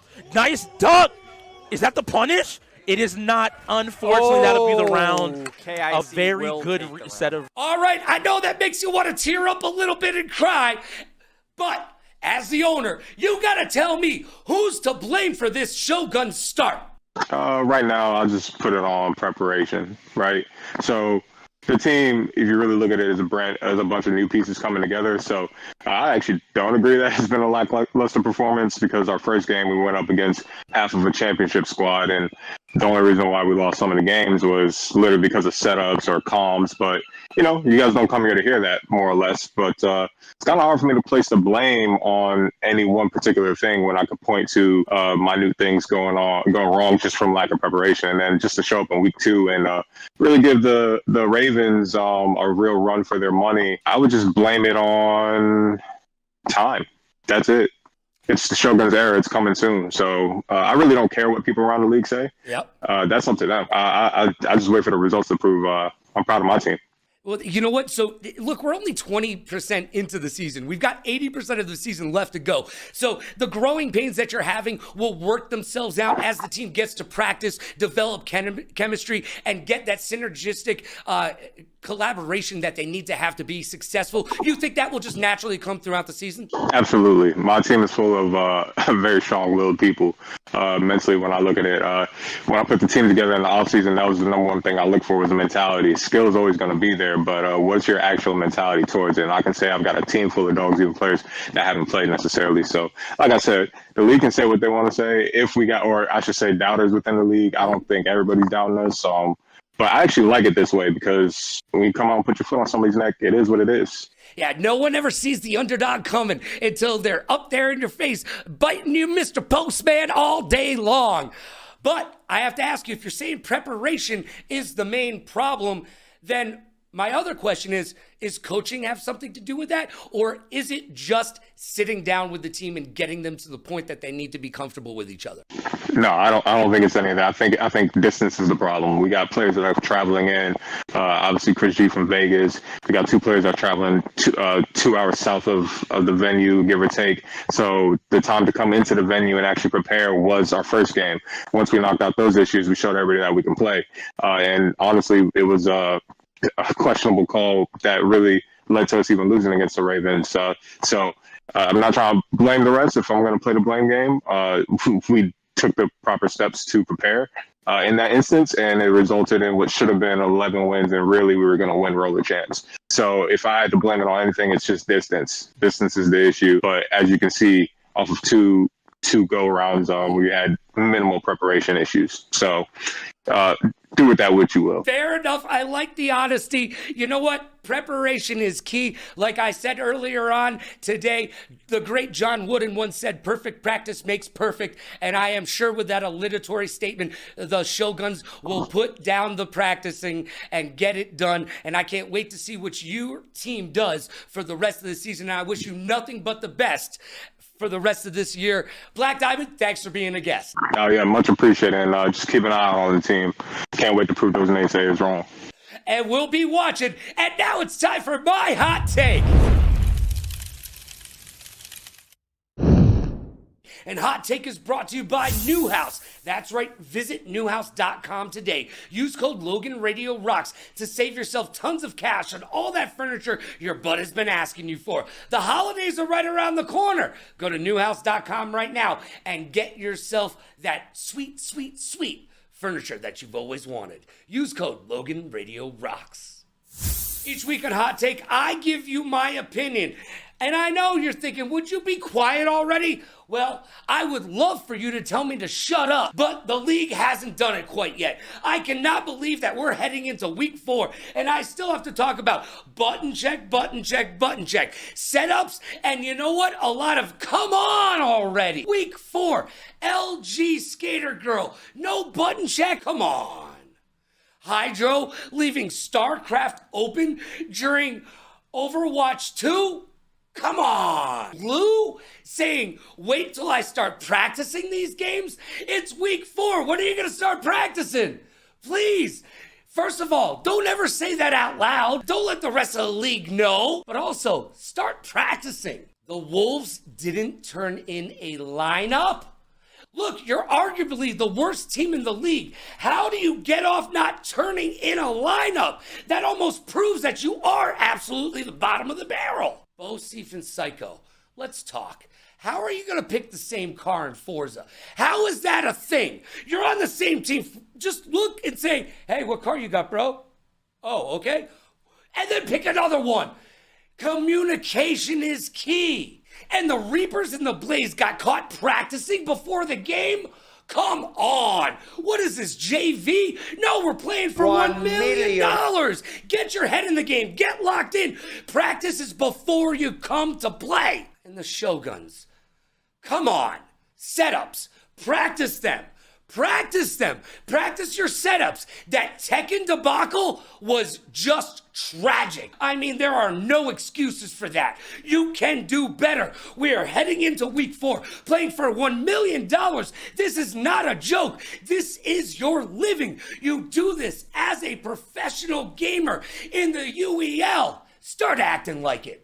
And that's my hot take. Time flies when you're having fun. Hey, Logan, that's me. Come on and get some. Did you get yours today? I certainly hope you did. And thank you for being here. Each and every single Wednesday night, we break down the UEL better than anyone else can. Right here, 9 p.m. Eastern, that's 6 p.m. Pacific on the UEL YouTube channel. I thank you for being here. Remember, the race for $1 million continues tomorrow. We've got 4 days of UEL hot action, and I'll be there with you each and every single step of the way. So make sure you get locked in to all of the hot UEL action. Man, it's been a good time. I hope you had fun.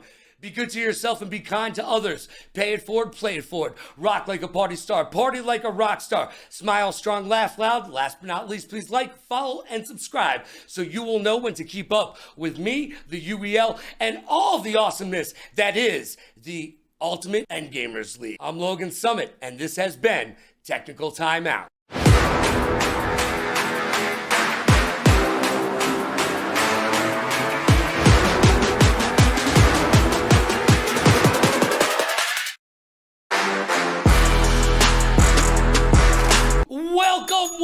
Welcome to another episode of your mom's favorite esports talk show, Technical Timeout, right here on the Ultimate Endgamers League YouTube channel. Each and every single Wednesday night at 6 p.m. Pacific, that is 9 p.m. Eastern. And boy, did we have an amazing week of games. We have moved beyond the blowout meta and into the down and dirty UEL Season 9 action, like a party at Pigpen's house. And like a bad Steven Seagal movie, no one in the UEL is willing to back down, and the competition is rising to the occasion with throat punches and groin kicks for everyone to enjoy. And as a fan of the league, I am enjoying it. Like a kid taking off his training wheels for the first time and bolted down the driveway to freedom and neighborhood supremacy.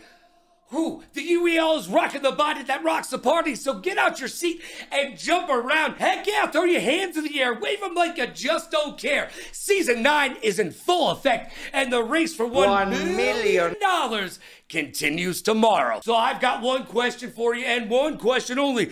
Are you ready?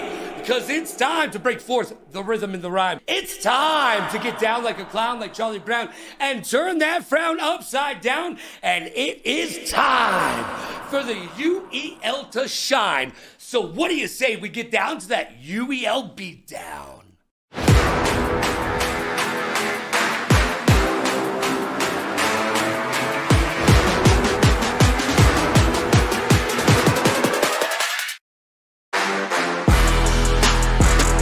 Logan Summit, and I believe one bottle of baby oil is sufficient. This week we will discuss the fact that I am 14-2 in my Season 9 picks, not too shabby, and the competition in the UEL has stiffened. No trades, no problem, but someone has been practicing, and it finally feels like we're playing for $1 million. You're locked in, I'm locked in. Let's get locked in and turn this up to 11, because it's time for the week that was.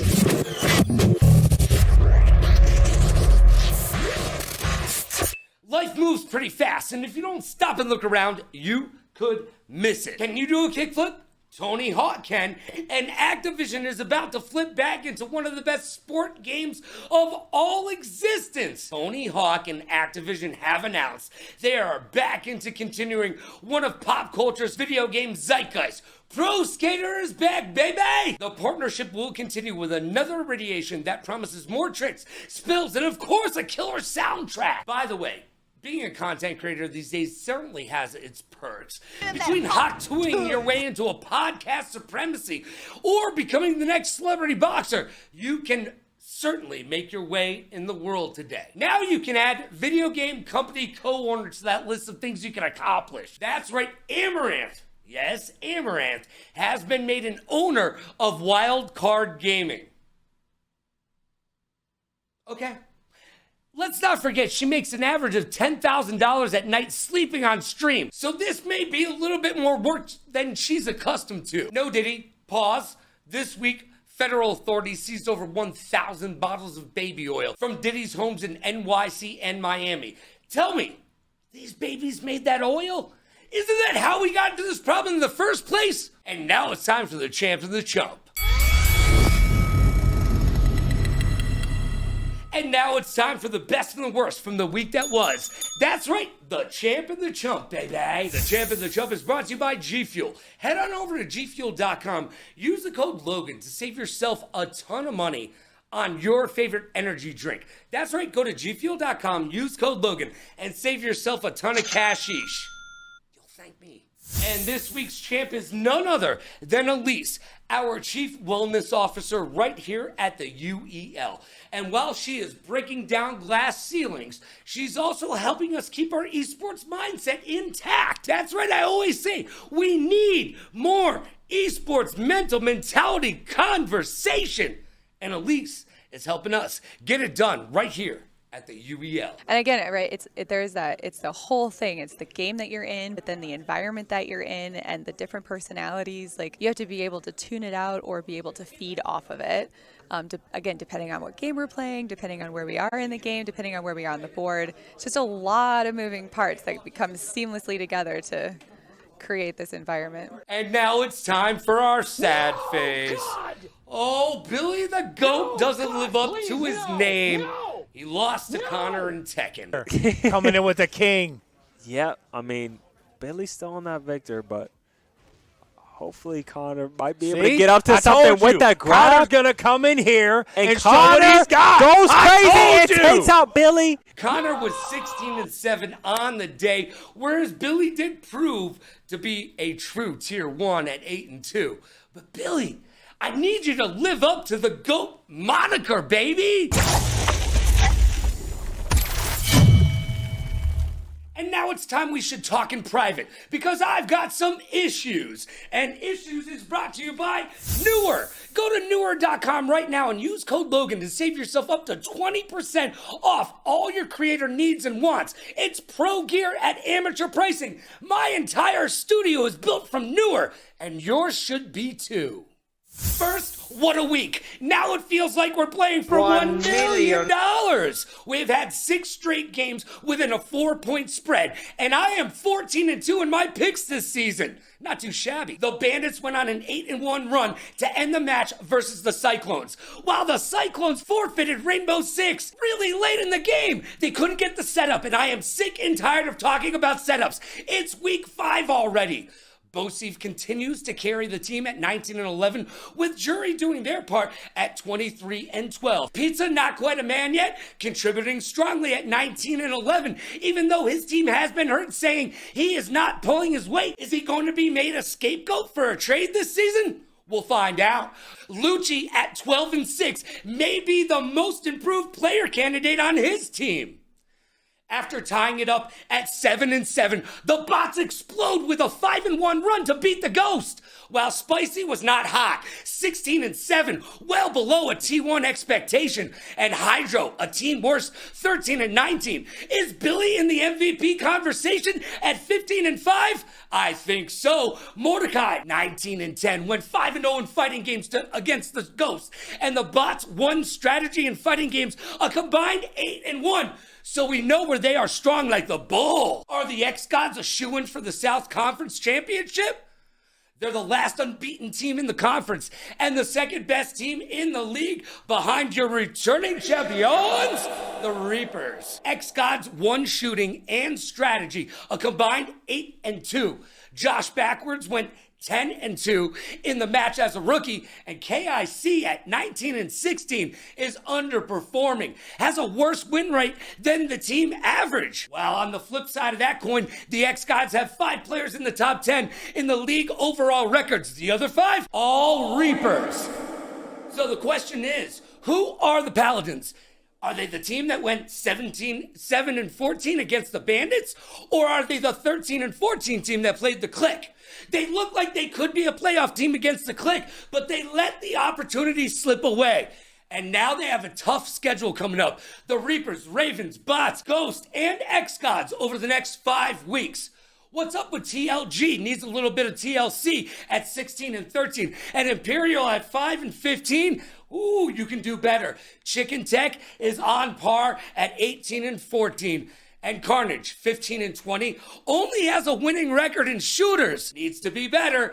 Jekyll is leading the team 22-14 with no losing record in any genre and the only champion on the squad. With rookie and Vegas native King Cryptics making their debut with the Paladins this week, will he be the catalyst for winning ways? I certainly hope so. And finally, stop forfeiting Jected Rivals. It's one of the coolest games on the wheel, and I need to see it played out more. Flappy Birds, meets Fall Guys x Twisted Metal. Everything about that spells fun. Also, be a personality in this league. Make us care about your story. Because if you don't care, we don't care. And now it's time to make some predictions.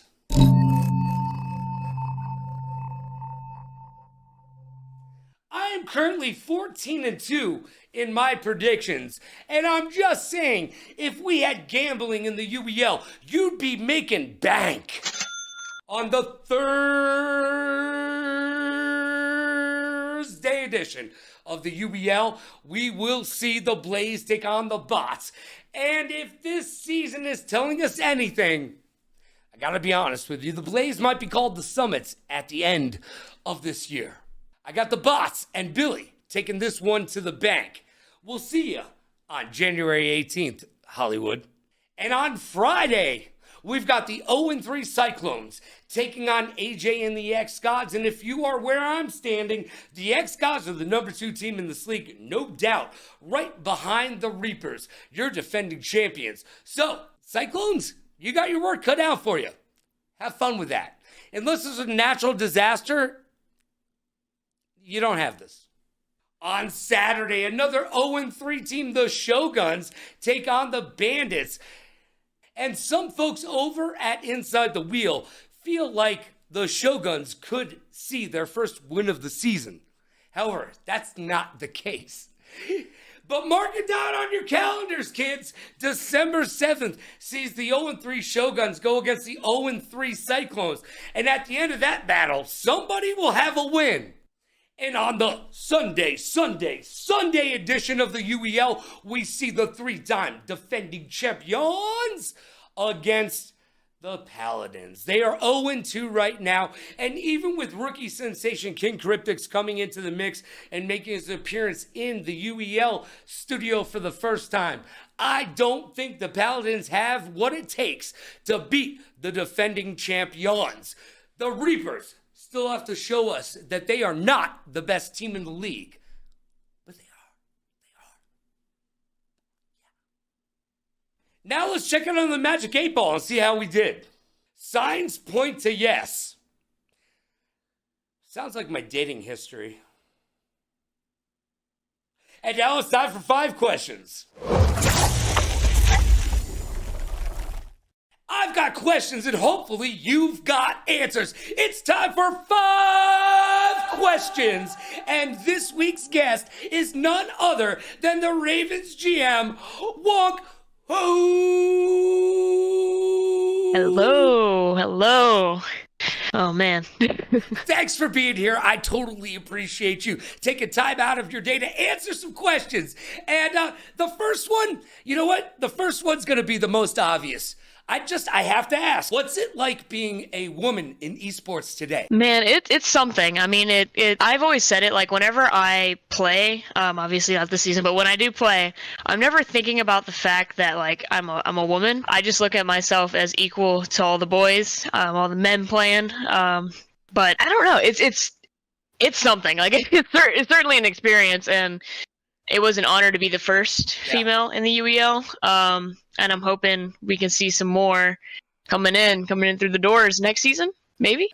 Season 10's looking good. We'll find out. I mean, who wouldn't want to be part of the UEL with the way that it's growing exponentially? I don't care, male, female, they or them. We welcome all people in the UEL. Yes. And remember that U stands for you can be a pro gamer too. All right, question 2. I got to ask, I see it all the time. How do I cop one of those Ravens plushies? So, we're not sponsored, but there's a company that makes, they make, a bunch of fun little characters. I actually have another one right here.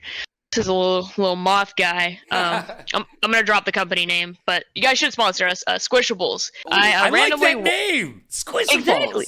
It's great. I randomly walked into Spencer's one day, and he was sitting there, and I was like, oh my god, that's literally our logo in a plush. Like, and funny enough, his name ended up being King Raven, like on the actual tag, and that's what I've always called like the logo. Yeah, it was too perfect, but that yeah, was a synergistic moment in the Ravens' history right there. Walked into Spencer's and said, "Oh, I found a Raven." I figured his name would be Edgar. Alan Poe? Anyways. Yeah, no, that would have made sense too. Just saying. All right, I gotta ask you this question. I feel like a lot of us in chat need to know this. What's up with Exile? Oh man, I knew I was gonna get this question, and I've chosen to not speak on it because I don't like to reel myself into the drama. But simply enough, Exile's a good guy. Like, he really is a good guy, and I want him to be able to display the talent he has, and I don't think he's really going to mesh well with us. I think we kind of just already have, like, our starting squad. But, yeah, I mean, if somebody wants him, hit me up. Yo! Because y'all talk about free Exile, and you're not hitting me up. Yo, we're gonna need t-shirts, free Exile. Yo, all you gotta do is pick up that phone, right? Or, hey, Discord's easy enough. Question number 4. Which is it, Goth or Alt? Oh my god, okay. I don't really put myself into a box. Good, I like that. I like that. I've been called UEL's emo queen for the longest, but I'm definitely... Sorry, that was I am Herb giving me a phone call right now. He must have forgot. He wanted to say something, but no, I'm I don't know. I would say I'm more of like a metalhead than anything. Okay. I grew up on it, and it's still definitely just a part of me, but we can go with alternative, I guess, to make it... Favorite metal band, then? What's your favorite metal band? Oh, man. Just give me one. Come on. If you know me, you know I love Motionless in White. You know that's the number one, and then Ghost Kid is probably a close second, but I could go on and on all day about all the bands. Funniest part about that, I don't know either of them. Neither. I've never heard of either of them. My Google is going off right now. I'm like, hold on a second, let me look this up. Does that rhyme with Bieber? Because I don't. Anyways, all right. Question number 4. We've moved on to question number 5, and this one I like to ask. Turn the mirror on yourself here. What do you need to do as the Ravens GM to better help your squad prove to be a legacy team and get this season moving in the correct direction? I feel like the biggest thing is accountability. When mistakes are made, they can't just be like swept under the rug and like, oh, it's okay, you know, it's all right. No, it's not okay. And we need to point out those mistakes, work on them, get better, and just win. Like that's what we always say, just win. Which we didn't do in the last game. So. Hey, I'm 14-2, and you were my first loss, by the way. I bet against you. I know. But here's the thing is I woke up that morning, and the GOAT Billy texts me, I'm not going to be there today. Well, Billy, you should have told me that yesterday. Oh, man, Billy. Come on. Come on. I want to run it back. Well, you're going to get a chance to at some point this season. If hopefully. I got a 6th question, because I need to know. How'd you get the name? Oh, man. So, funny enough, I got it while playing Fortnite back in, like, 2017. And back then I was just a goofy teenager, I guess you could say. But, aren't we all? Man, some people would say that. Some people would be like, no, you're just cringe, and that's okay. That's fine. Because I would agree. But I was getting shot at. We were getting rushed by a team, and I'm just screaming, "Wonk, wonk, wonk!" like an alarm or something. I don't know. And then my mother comes into my room. She's like, "Hey, I'm going to the grocery store. You need anything?" I was like, "Yeah. Can I get some wonkus?" I was like, "Wonkus." Yeah. I meant yoo-hoos, but I was like, "Wonku." Hold on, that could be wonky. I'm a wonky person. This is it. This is the name. And ever since then, the Wonku legacy was born, and go by like 50 other names too, but it's mainly Wonku. Well, I love the name. It's got personality to it. And I talk about how we need more personalities here in the UEL this week. So thank you for showing up, showing out, and showing everybody what a true personality from the UEL is all about. Let's say it with me. Thank you, Wonk. Thank you all for having me. It was such an honor. That sounded sarcastic. Yeah, it did, but everything I say sounds sarcastic, so I get it. Now it's time for the blame game, baby! And now it's time to find out who we blame this week. Oh, it's going to get down and dirty. And I've got your friend in mind, Mr. Matt Lehman. He is the GM of your Bandits. Matt, thanks for being here today. You bet. Happy to be here. Well, don't say that too quickly. It is the blame game. Look, you asked for it, and asking you shall receive. So here's the deal. I am sick and tired of talking about setup issues and incorrect lineups. This is week 5. We're playing for $1 million. Oh, man, you know what? Just show me the clip. Heading into StarCraft, or rather not heading into StarCraft, because the Bandits are going to hand that one over to the Cyclones. Slow the bleeding, but we actually are going to get a forfeit from the Bandits, surprisingly, just extending that lead. Matt, that's got to tug at your heartstrings. Maybe even make a little tear come to the side of your eye. Now, you cannot blame yourself, but as the GM, who do you blame for this nonsense? I mean, it's tough because I've got my guys doing multiple roles. I'm a GM that's away. I'm not there. So I've got my guys juggling things. One of my guys recommended bringing someone that's not part of the Tier 7 to join. And we didn't really follow up on that. We said no. And so because of that, Jury and Scarlet, they got overwhelmed. And so we're looking to fix it. But it's a matter of they are doing their job as Tier 1 and Tier 2, but having to take over for me. So if I had to blame them, it would be them because they put in the lineup, but I was the one that put them in that situation. You know what? Each and every single week, everybody always wants to blame themselves, and I get that. Accountability is key here in the UEL, so I love that you're trying to look out for your guys and you want to throw a block for them, but at the end of the day, Jury and Scarlet, Tier 1, Tier 2 respectively, it's your fault. And Matt, thank you so much for being on the blame game. All right. Thanks, Logan. Hey, now it's time for my hot take. And Hot Take is brought to you by Newhouse. Go to newhouse.com right now and use code LoganRadioRocks to save yourself tons of cashish on all the furniture that you want.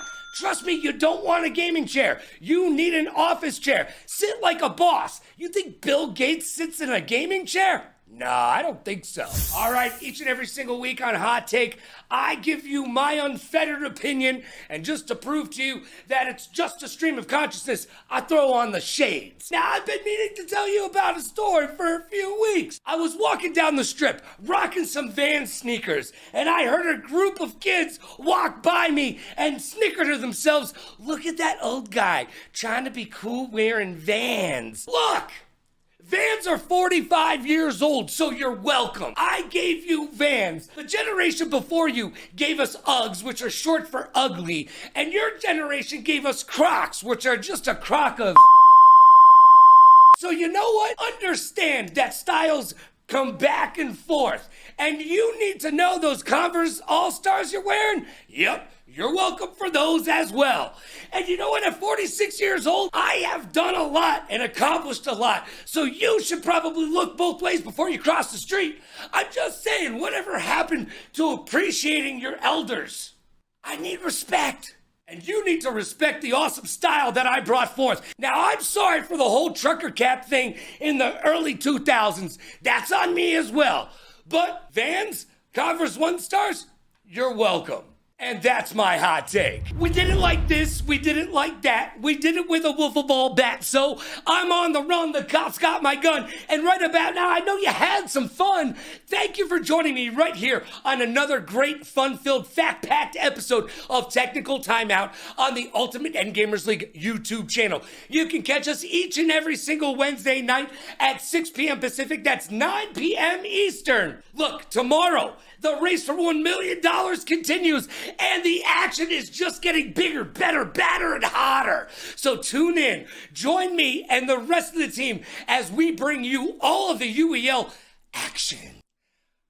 Be good to yourself and be kind to others. Pay it forward, play it forward. Rock like a party star, party like a rock star. Smile strong, laugh loud, and last but not least, please like, follow, and subscribe so you will know when I will be live once again, giving you the Ultimate Endgamers League inside scoop. I'm Logan Summit, and it's been my pleasure to hang out with you. Take care of yourself, and if you can't be good, be quick.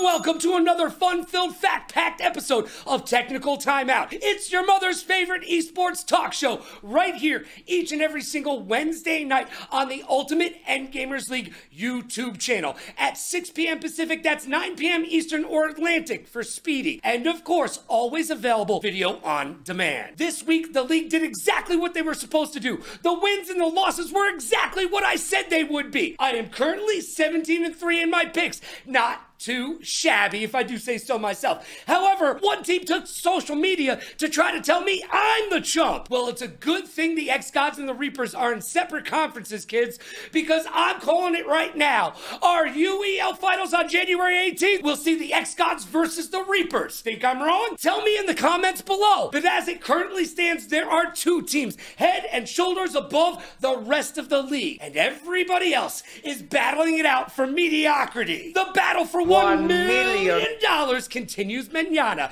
as season 9 is in full effect. So I got one question for you and one question only. Are you ready? Because it's time to break forth the rhythm and the rhyme. It's time to get down like a clown like Charlie Brown and turn your frown upside down. And it is time for the UEL to shine. So let's get down to that UEL beatdown.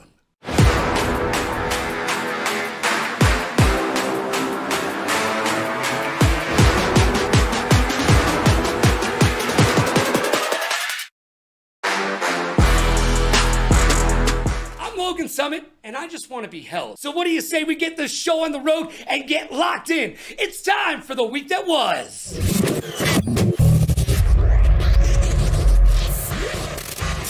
Life moves pretty fast, and if you don't stop and look around, you could miss it. Newly reformed rock act Linkin Park will perform the 2024 League of Legends World Championship Anthem, and that's after a 7-year hiatus. That's right, they got the band back together after the death of frontman Chester Bennington. Linkin Park have recently announced the addition of Emily Armstrong as their frontwoman. Unfortunately, social media reminded us that she supported Danny Masterson. Yeah, you know, that guy from the 70s show who was in prison for the rest of his life with Ron Jeremy? Yeah, that guy. But in the end, it doesn't matter. Mortal Kombat 1 Chaos Reigns, which is a story campaign that offers new additions to the MK1 roster, including Sector, Noob Saibot, and Cyrax. The new campaign was released September 24th, and it also features Ghostface, the T-1000 Terminator, and Conan the Barbarian. Guess what, kids? Get excited, because animality finishing moves are for everybody. Yeah, get your animal on. Andre 3000 is one of the greatest rappers to ever grace a microphone and one half of the Grammy-winning rap group Outkast. However, he put down the mic as he says he can't rap about colonoscopies. I beg to differ, but he hasn't stopped making music and touring. Nope, he dropped New Blue Sun, a spiritual jazz album in which Andre plays the flute. The flute? Who plays the flute? No one wants to see that except for Jethro Tull. So pick up a mic and shake it like a Polaroid picture on stage. Plus, there was this one time at band camp. Just saying. And now it's time for the champ and the chump. And now it's time for the best and the worst from the week that was. It's time for the champ and the chump. Bring me those highlights. The champ and the chump is brought to you by G Fuel. Use code Logan at gfuel.com and save yourself a bunch of money. Remember, don't drink water, fish piss in it. Drink G Fuel. The champ this week is the X-Gods and the Tier 1 AJ and the Tier 2 Nexus, both going 9-1, showing up and showing out in their win against the Cyclones. AJ, not so much, and there you go, almost a perfect reflection of each other. These are two sports Tier 1s. And then Nexus standing up with that 9-1 as well, same record as his Tier 1. They've gone in for a lot of similar games. And now, sad face. The Click sent in the wrong lineup. After the game, the Paladins were given the win, only because of the Click setup issues. I am sick and tired of talking about setups. This is the last time I'm going to mention setups. Maybe. Do better. Those guys in these tier positions are in these positions because of the roles they fill. And it looks like we heard a timeout click from the floor right now, so meaning somebody's not able to get to all the perks. And now it's time for issues. And now it's time we talk in private, because I've got some issues. And issues is brought to you by Newer. Visit newer.com right now for all your content creator needs and wants. Use code Logan to save over 20% off of pro gear at amateur pricing. I'm reading off of a Newer teleprompter right now, and you could be too. Visit newer.com and use code Logan to save tons of cash. Who could beat the X-Gods? Or the Reapers? That's the question. We are halfway through the season with a big-time playoff bonus. That's $5,300 to play video games. What are you going to do to secure your cut of that do, re, mi, fa, sol, la, ti, do? I think some trades might be in order.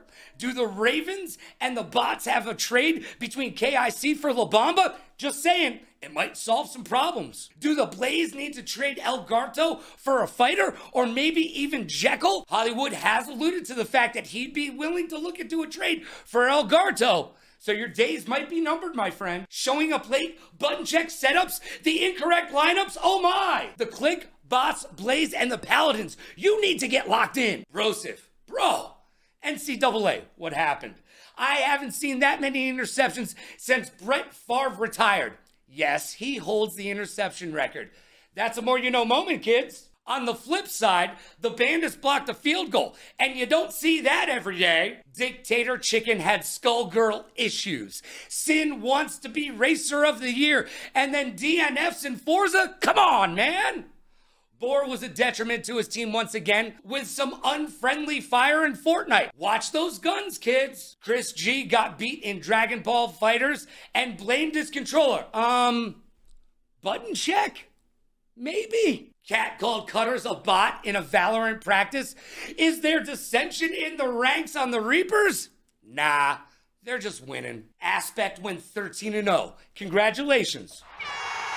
Asajj, aka Josh Backwards, is making a bid for MVP at 37-6, and his duck season in the Rookie of the Year contention at 25-21. Well, we shall see. X-Ray managed to beat Silver in Street Fighter 6. Does anyone still think that was a good trade? And if you were paying attention, the Bots played a new strategy in Ragnarok, and it worked. Changing the meta, Billy. Love it. And finally, let's talk about the Paladins. Michigan FF their way into giving me my third loss of the season. Did I mention I'm 18-3? The Click handed them the win after they had setup issues with an incorrect lineup change. Unfortunately, we taped the show on Sundays and Monday, so last week I regrettably made an error as the Click had what we thought was a win. Bad Click, bad Click. However, both Paladin owners took to social media to call me out. By the way, who talks trash on LinkedIn? I encourage all trash talk, but let's keep it to Twitter where it belongs. And as far as King Cryptic's not being in the lineup, well, you lost. So maybe he should have been starting. Furthermore, don't you have better things to do with your time? Like trying to figure out how to get your team a legitimate win? Burn. And now, let's make some predictions. I am currently 17-3 in my predictions, so let's grab the old Magic 8 Ball and see who's gonna get a win this week. By the way, did I mention I went 4-0 last week? Just saying. On the Thursday edition of the UEL, we see the 0-3 Shoguns versus the 1-2 Click. Now, no player on the Shoguns has a winning record.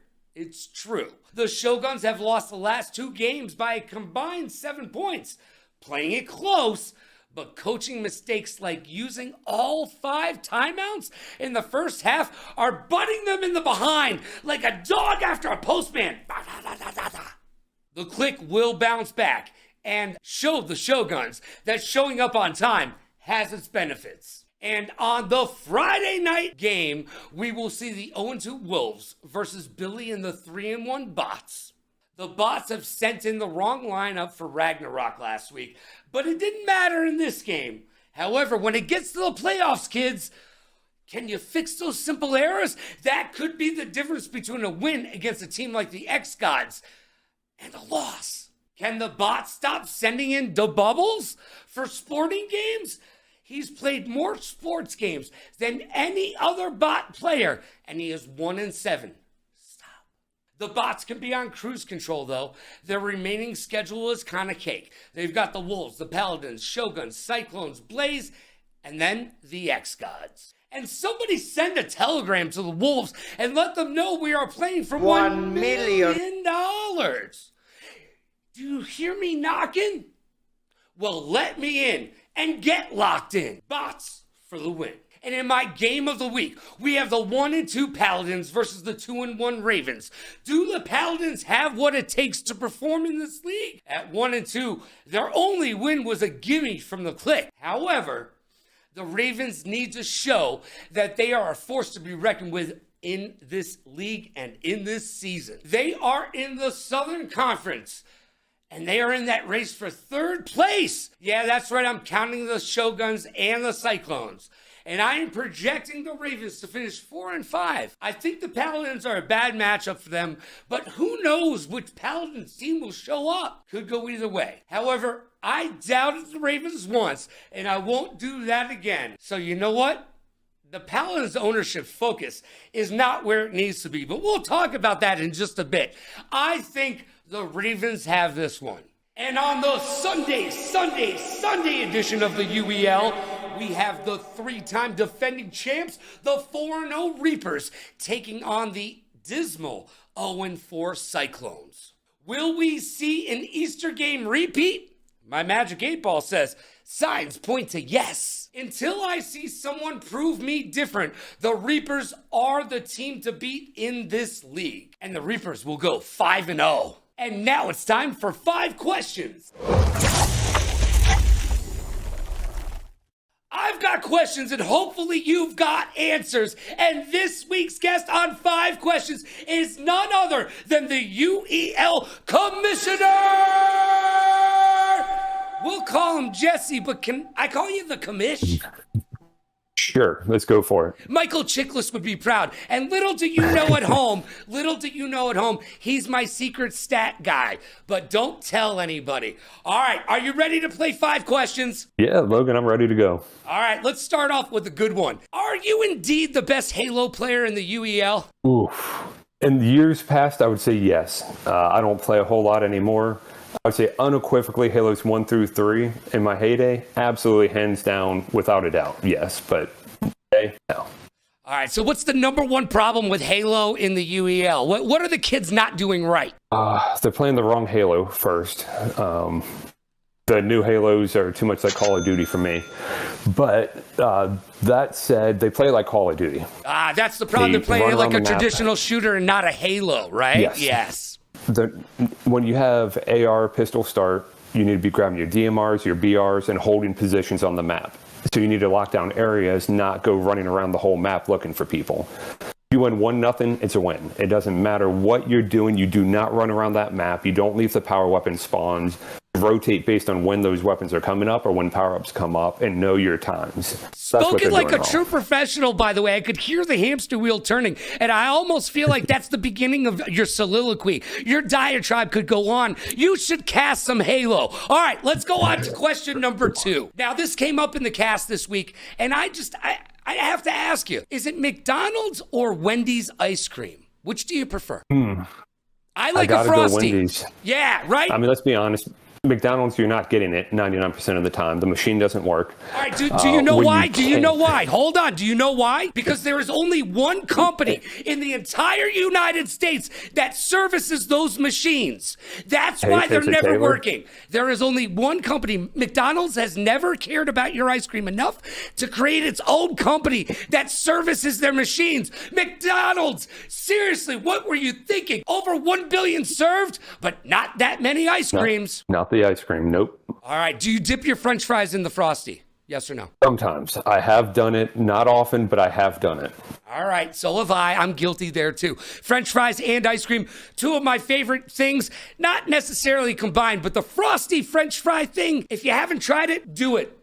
You might like it, I don't know. All right, question number 3. What does the UEL need to do to continue to be the best esports league in the entire world? What we're currently doing. Just keep doing, don't sell out different than what we're currently doing, because there's no one on this planet doing anything close to what we're doing and keep the same trajectory, there's no one else that can come anywhere close. So our biggest enemy right now would be ourselves. So really, it's a matter of staying with the status quo. Believe in what Titus has set up as the mission statement for the company and just go all steam ahead. Yep, we just got to keep doing it. The hubs that are growing, we're expanding outside of just Virginia and having travel in, being able to hit Atlanta, Nigeria, all over the place now. It's going to be huge. And reaching out to different markets, having different people able to play that haven't been able before. Yeah, it's just going to keep spiraling upwards. It's going to be awesome. And I completely agree with you. I'm strapped in. I am ready to take that ride. I bought the ticket. Now let's take the ride. Let's go. Question number 4. This one's going to get a smile out of you. Okay, so is it Chick-fil-A or Popeyes? Oh, without a doubt. I don't know if you can see the Chick-fil-A cow over my shoulder over there. Chick-fil-A. 100% Chick-fil-A. Have you ever had a Popeyes? Oh, I actually went on a trip a month or two ago down to New Orleans and went to the original Popeyes. Ooh. And did get a sandwich there and just see what we had. And yep, I'm still sticking with Chick-fil-A. All right, but that's the one Elmer Lagasse started down there, right? The Popeyes that he started. No, he didn't say. No, he's a 5-star chef. He's never touched a Popeyes except probably in the bathroom while he was crying himself, right? Like you could just see an executive chef just sitting there going, "Why am I eating this?" All right, question number 5. We all ask that question, don't we, Logan? Yo, I can't even eat fast food anymore. I'm way too old. There are 2 things in my life that I have aged down of. One was fighting games and the other is fast food. It's true, man. I just can't do either anymore. All right. Not there on that. Question number 5. Now, at ESPN, the last time I was there, Tiki Barber and I had a conversation about the state of the NFL. And we both agree that it'll take about 25 years to happen, but the NFL will cease to exist in about 25 years' time. The reason that it will take so long is because it starts on at Pop Warner. The families, the parents, they stop putting their kids into Pop Warner. Thus, they end up playing other sports and high school and football and college. And then about 25 years down the road, there won't be enough NFL players to field the actual league. True or false? Tiki Barber's a genius. That's a tough one. I mean, do you agree with him? You are an ex-NFL agent. Do you agree with Tiki Barber and his summation of where the NFL is headed? I'm going to say true with an asterisk. True in that it won't exist as we know it. I do believe there'll be some iteration of it. It's too big of a business not to survive. But what it looks like is going to be very different, I believe. 25 might be a short time frame. I think it might be a little bit longer. But I do think it'll cease to exist the way we know it. But it won't cease to exist in any form. Yeah, I think flag football is going to be the wave of the future. You're going to see a lot more incorporated into that. We're going to get away from the XFL and more to what we see on college campuses and intramural sports, and that will become the next iteration of the NFL. Before I let you go, I need you as the commissioner of the Ultimate End Gamers League. Man, I need you to give us a little statement. Pump us up for the rest of the season, because this show this week has been all about trying to make everybody understand that they cannot be complacent, because we are playing for $1 million. So what do you have to say to the league? Get your setups right. All that is holding this league, I beg you, get your setups correct. I know there's some game issues. I know you can't be blowing 5 timeouts and a half. You can't be putting F1 on 5 laps. We can't having all these mistakes happening right now with the league going the direction it's going. If you're not careful, if you're not doing things the right way, if you're not practicing, you're going to find yourselves out of the league very, very soon as we're expanding to these hubs. I don't want to see that. We have the best gamers on the planet. I believe that. But if you're not doing the little things right, you're not going to take care of the big things. And that's when you're going to lose your spot. You are preaching to the choir. Hallelujah. Yes, end gamers. Be an end gamer. Know that there's 33 games on that wheel, and you are expected to touch each and every single one of them. Jesse, the commish, thank you for being here. I truly appreciate you. Hey, you're most welcome, Logan. Thank you for having me on. And now it's time for the blame game, baby. And it's time to play the game that you asked for, and ask and you shall receive. It's time to play the Blame Game. And live from the ATL, we've got the owner, the GM, still, I don't know, we'll find out, and definitely the Tier 1. It is Hollywood from the Blaze, baby! What's going on, Logan? Thanks for having me on here. My second appearance, but first time on the Blame Game, so I'm excited to see what you got for me today. And you are the second person to ever come on twice. No, you're the first person to ever be on twice, so congratulations. You've made it to the Technical Timeout Hall of Fame. Hey, thank you. All right, but don't thank me too quickly. Don't thank me too quickly. All right, now, this week, another tough loss. And at the end of the match, you did something that league officials have told me you've never done before. Let's check out the clip. We also had probably some of the worst calls I've ever seen here at the league today. So we lost so many timeouts. Dude, all right, look, normally on the Blame Game, I don't allow you to blame anybody but yourself. But from where I'm standing, you're the owner, and you need to own up to it. What went wrong? Why are you blaming the officials? Well, yeah, I would blame the official, but also we also didn't play well. So, it was definitely some preparation again. Like, some of my players aren't practicing as much as they should be. We, as players that are vets in this league, we practiced for $0 back then, and now you're getting paid minimally $400 a game, and they're not practicing as much as we were, and it definitely shows. So I would definitely say, like, yeah, the refs, the ref, he definitely trolled us in a heavy amount of games, and I wouldn't say it was biased, but definitely was not in our favor whatsoever that game. And definitely preparation from our rookies. Wow.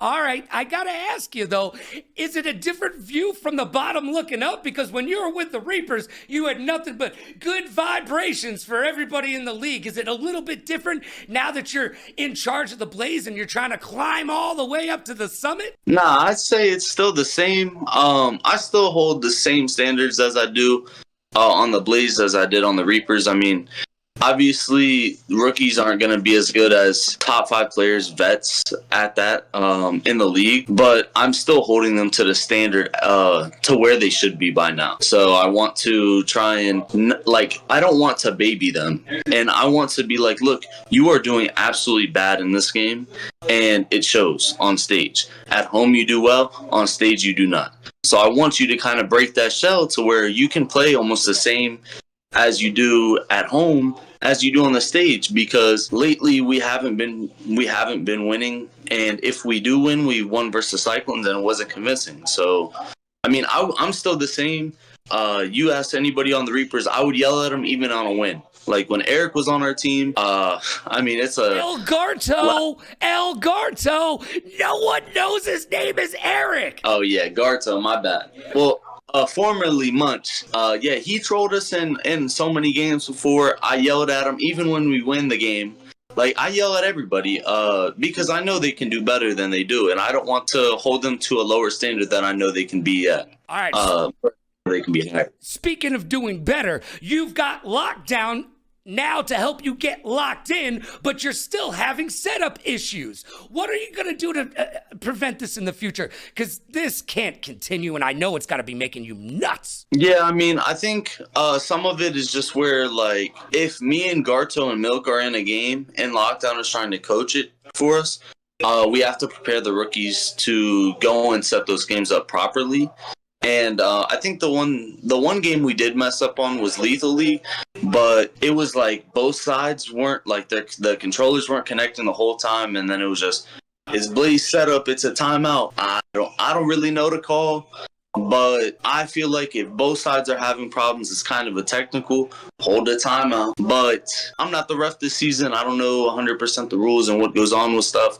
I try and know as much as I can, but... You are an assistant game master as well, though, so you should know the rules. All right, definitive answer. Who is to blame? Is it the officials? Is it you? Is it Lockdown? Who is to blame for the Blaze right now? Yeah, it's definitely not Lockdown. Last game, he did exactly what I asked from him. So Coach He did perfect last game. I think half our players did well, half our players did not.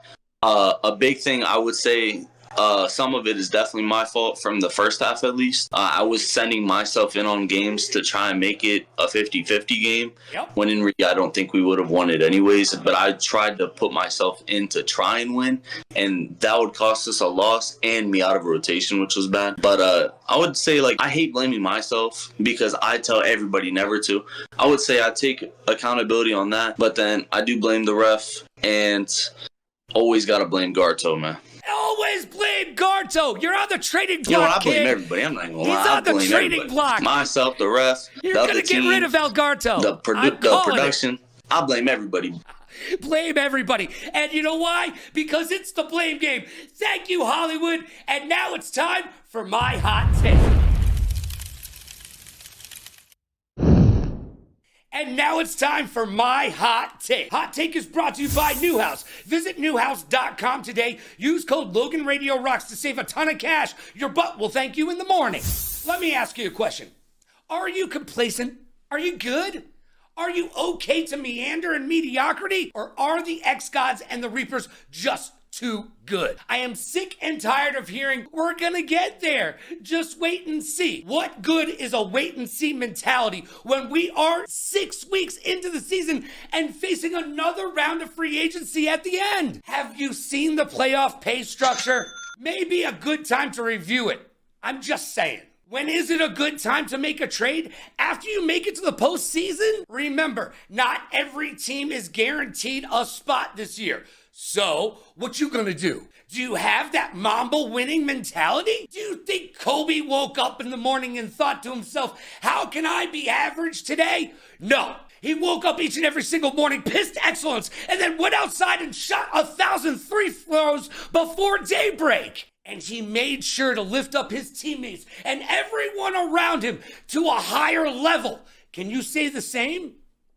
Look, some teams are better than others. That is just the way competition is. But if you are not actively making your team better each and every single day, ask yourself, why? Do you not like money, fame, and fortune? Then move. Get out the way. Because somewhere, Sparrow is chomping at the bit, singing, put me in, coach. I'm ready to play today. I just need to see some urgency in your steps. Show me the fiber of your fabric. So get locked in and show us that this season hasn't even started yet. Let's make a go of it, because if you don't, it could be too late. And that's my hot take. Wham, bam, thank you, gosh damn, and I don't want any of that spam. And just like that, it's gone. Like my innocence on prom night. Thank you for joining us for another great episode of Technical Timeout right here on the Ultimate Endgamers League YouTube channel. Each and every single Wednesday night at 9 p.m. Eastern, or Atlantic if you're speedy, or 6 p.m. Pacific for those of us who live in beautiful Viva Las Vegas. And we are always available on demand, so you can take us with you. You're going on a long walk? Check out Technical Timeout. You go to the doctor's office? Check out Technical Timeout. You're going to visit your in-laws? Check out Technical Timeout. And I want to hear from you. Let me know how you feel about what I said in the comments below. Do you agree, disagree, or just wish I would go away? So be good to yourself and be kind to others. Pay it forward, play it forward. Rock like a party star, party like a rock star. Smile strong, laugh loud, and last but not least, please like, follow, and subscribe so you'll know when to keep up with us. The UEL is in full effect. Season 9, the race for $1 million continues mañana. I'll see you there.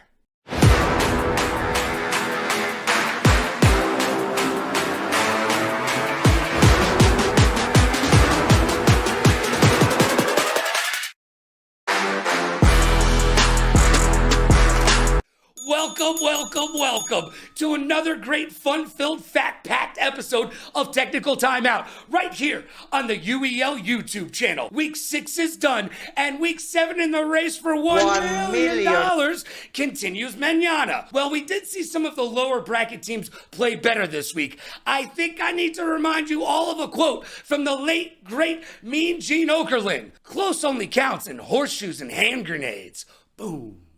But there were some movers and shakers this week. Not everyone in the UEL is sailing the seas of mediocrity.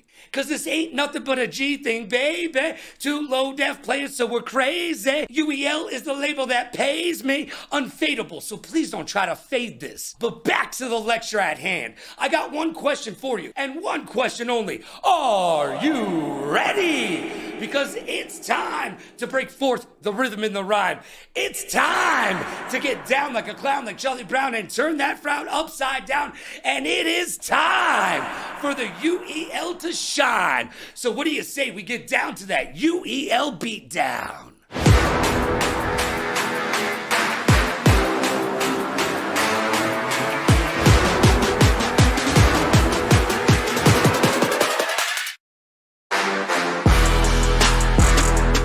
I'm Logan Summit, and as you might imagine, most of my power is derived from this here mustache. It's true. And oh, by the way, in case you're wondering, I am 22-3 in my predictions this season. Not too shabby. But we'll get into that a little bit later. We've got a great show ahead of us, so let's get locked in. It's time for the week that was.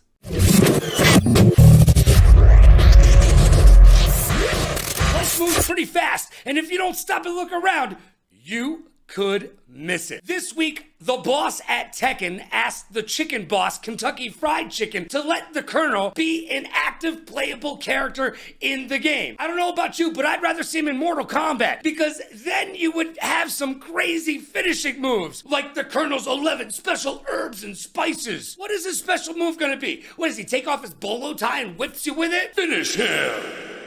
And Blizzard, you know that evil video game empire with Darth Kotick at the helm? Well, they reportedly had a StarCraft, Overwatch, and Diablo adaptation games in the works. But then they decided to sue Netflix. Yep, Netflix stole their CFO, and they have gotten into a costly and lengthy legal battle, which has left those games in the lurch. Aw, did Netflix steal your girlfriend and now you're hurt? Make the games!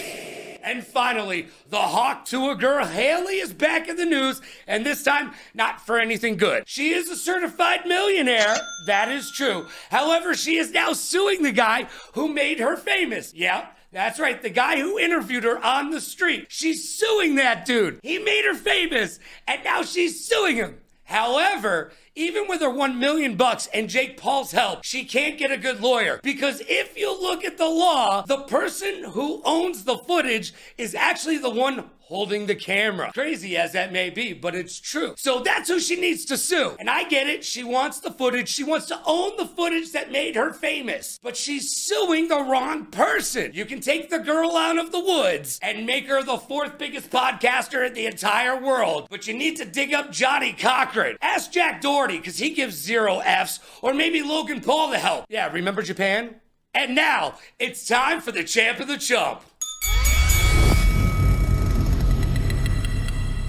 And now it's time for the best and the worst from the week that was. Give me those highlights. And the champ of the jump is brought to you by G Fuel. Go to gfuel.com right now and use code Logan to save yourself up to 50% off all of your G Fuel needs and wants. All the cool kids are doing it, and so should you. The champ this week goes to Jekyll. 30-20 on the season, but he showed who had the big brain on Brad in Maelstrom and made sure to secure the win for his team. If someone on his team is counting points, you deny them a bounty, deny them a point, and you ensure that you instead die to the storm. This is what I want to see.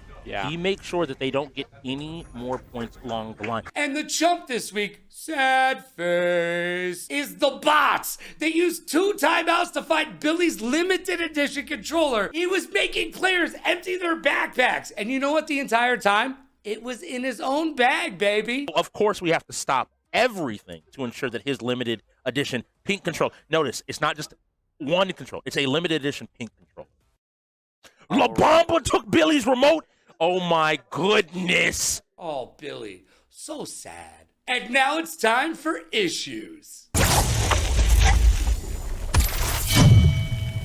It's time we talk in private because I've got issues. Issues is brought to you by Newer. Visit Newer.com today. Use code Logan to save 20% off pro gear at amateur pricing. That's right, Newer.com has all of your gear to be a true content creator. Visit Newer.com and use code Logan to save big bucks, baby. It's week 7 and we still have some naughty teams out there. Let's start with the Florida Shoguns. They had setup issues.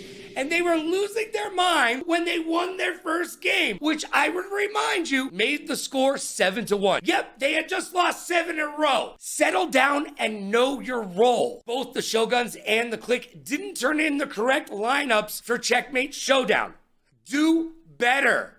Even the Reapers had setup issues, but that could just be jet lag from partying in the ATL. Cat went 7-5, not the 10-1 dominant performance he showed after the long flight home from China, but still a winning record nonetheless. Cutters went to Tier 1 this week, and he showed out at 11-2 on the day, showing you that it ain't no thing but a chicken wing. The Reapers got this in the bag. Forget about all the other issues the Cyclones are facing this season. They started NCAA with 2 delay of games, and then that's a FFCTR because they were trying to log in under Titus's account, and the boss said no. Well, most likely his son shut you down. How you feel about that? Meanwhile, there was no lack of trash being talked between the winless windbags and your 3-time defending champions. Rookie Intensify said Cutters can't keep up. And I ask you, keep up with what? You're 0-5 and you personally went 2-9 on the day. Shh. After a dominating performance by the Reapers in Overwatch 2, Bosif said, well played.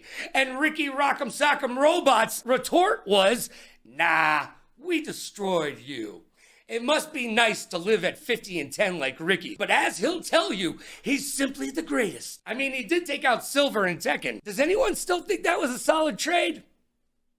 However, we may have found the chink in the Reaper's armor, though, and it is strategy games. But from my lips to Cat's ears, and you know they will be practicing. Like in any competition, there are 2 sides to every story, and the killer proved his namesake in the finals. Snappy had a sick double nade kill at the end of Halo, looking very much like the champ runner-up this week. The Reapers had a flawless round in Valorant, which is just sad.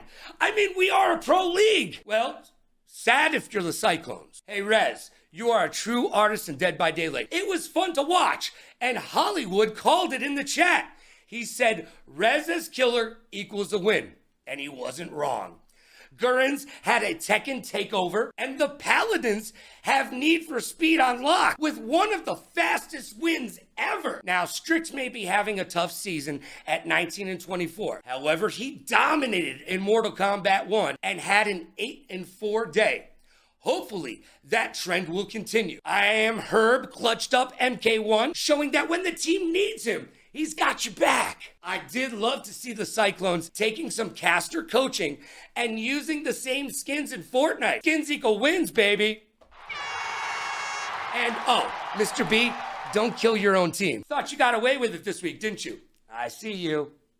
Besides being an MVP contender, Jekyll showed what it means to be a true endgamer by taking Jected rivals by a mile, causing Speedy to invent vernacular. Jekyll is now known as Jectal.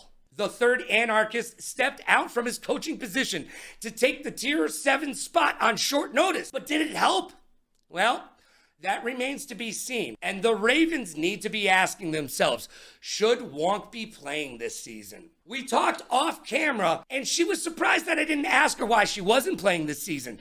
But I told her I suspected that she didn't want to play this season and wanted to let her players figure it out for themselves. But it may be time to dust off the controller and get in the game. And finally, Pizza Man did not play this week because he was sick. And I just wanted to say, get well, Pizza Man. We will see you next week. And now it's time to make some predictions. Now it's time to break out the old Magic 8 Ball and make some predictions. I am currently 22-3 this season. And in our Thursday matchup, we see the 1-3 Paladins facing off against Billy and the 4-1 Bots. The Paladins went perfect in setups last week, so if they can do it, so can you. Look, this is a matchup of strength versus strength. They're both big in fighting, but the Paladins must win for playoff hope, and they will need to fix their issues with shooters to get there. Could the Paladins catch Billy and the Bots sleeping? Well, the Bots look like they're going to take the second playoff spot in the Southern Conference, but the Ravens are right there, and they will need Mordecai to get back to their winning ways as they finished with a dismal 3-8 record this week after going 17-3 in the previous 2 weeks. I expect that the Bots will reign supreme. On Friday, we have my match of the week and my upset of the week. The 1-2 Blaze versus the 3-1 Ravens. This may decide the third spot in the Southern Conference. Blaze have a much easier schedule remaining, but they are a game back in the loss column to the Ravens. So if the Blaze lose, they'll basically be 3 games back. If the Ravens lose, they'll find themselves tied in the loss column and losing the tiebreaker. They also have a much harder schedule for the rest of the season. The Ravens were without Wong as she was living it up in the ATL with Ludacris. Hopefully having her experience and acumen will help the Ravens realize that this is a game they cannot afford to lose. I believe if Hollywood and the Blaze are going to show up this season, it needs to happen this week. This is a must win, and I believe Hollywood will have his team ready to do battle. I think the Blaze will show out and show the Ravens and the league that they are not to be counted out this season. On the Saturday edition of the UEL, we've got the 2-2 Click squaring off against the 0-5 Cyclones. Look, Chicken Tech cherry-picked his team, but the Click will need to lean on their Tier 5 standout and only champion Jekyll to keep this team on track towards a playoff spot. Will the Click choose to sit Carnage once again as he has the worst winning percentage on the team? While the Cyclones continue to struggle, with Bosif saying about the Reapers game, I quote, "We only lost by half their points, which is insane." That is a defeatist attitude for sure. They need to practice shooters, which they are 6-23 on the season, and racing games where they are struggling to find the pavement at 7-16 this year. I believe the Click have what it takes to send the Cyclones back to the drawing board and have them using their tiers to salt their fiery Cheeto. The Click got this one. And on the Sunday edition of the UEL, we find the bottom of the barrel, the 0-3 Wolves, facing off against the #1 team in the South. And they're looking so fresh and so clean at 4-0. As the Wolves have shown some grit, it may be a case of too little, too late, as they still have the Click and the Reapers on their schedule this season. The playoffs do not look likely. And this one should be a straight decimation of the pack to set them back to 0-4 while they ask their mamas, where did it all go wrong? The X-Gods got this one in the bag. And now it's time for 5 questions. I've got questions and hopefully you've got answers. This week, my guest is none other than the 30-20, right now Tier 5 for the Click. His name's Jekyll, but they changed his name this week to Jekyll. Hey, how you doing, brother? I'm doing great, Logan. Thank you for having me on. Well, it's my pleasure to have you here. The way that you've been playing, literally, I said, I need to talk to this man because, look, you've got the best record on your team. But let's get to question number 1. Who besides yourself is in the hunt for the MVP this season? Because I see you got to be in the conversation. But who else do you see out there in the MVP search? In the current MVP search, you're going to always have people like, you're going to have Kat, you're going to have Billy. Their names are always going to be in consideration. But a name that I would want to throw out is going to be, honestly, I'm going to throw out Bosif. Bosif has had basically been thrust into a Tier 1 position on a rebuilding Cyclones team and has taken charge. He has done everything right. And now the team just needs to follow up and and back him up so they can start winning some games. Well, I know Bosif's going to love hearing that. Somewhere at home right now, can you hear that? That's Bosif cheering right now.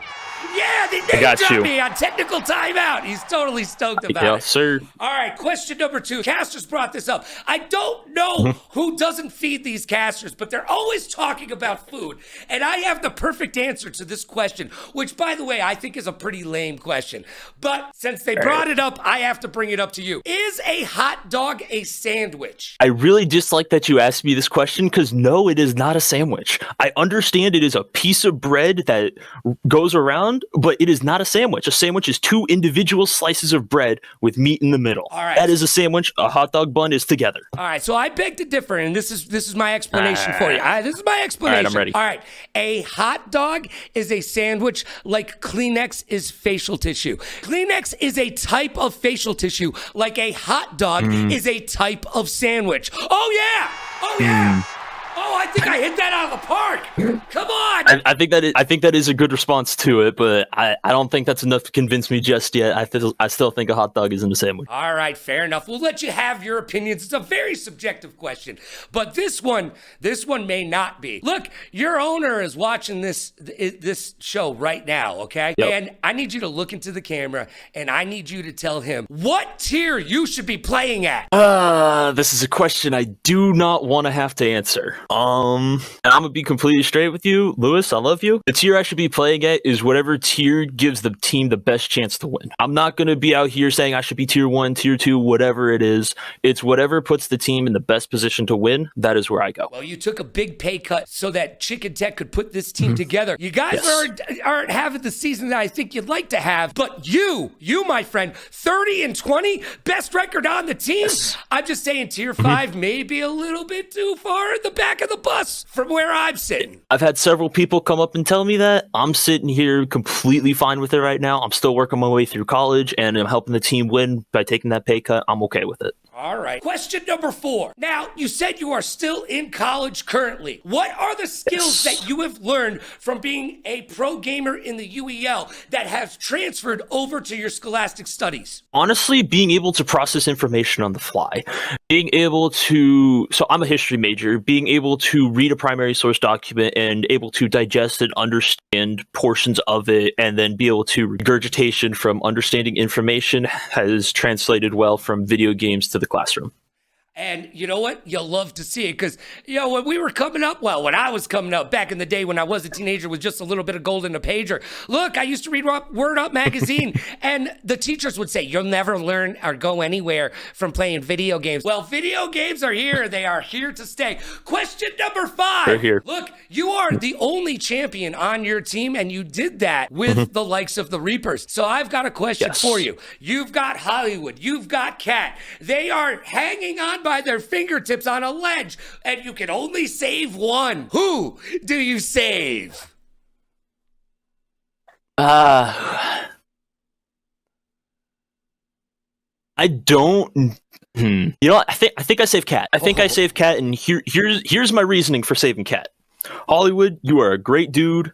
Love you to death. But I save Cat because, one, he has more life ahead of him doing stuff for the UEL, doing things, being that ambassador, and Hollywood's probably going to be able to hold on longer than Cat, so I can pull Cat up and maybe someone else can grab Hollywood before he falls. That's my reasoning.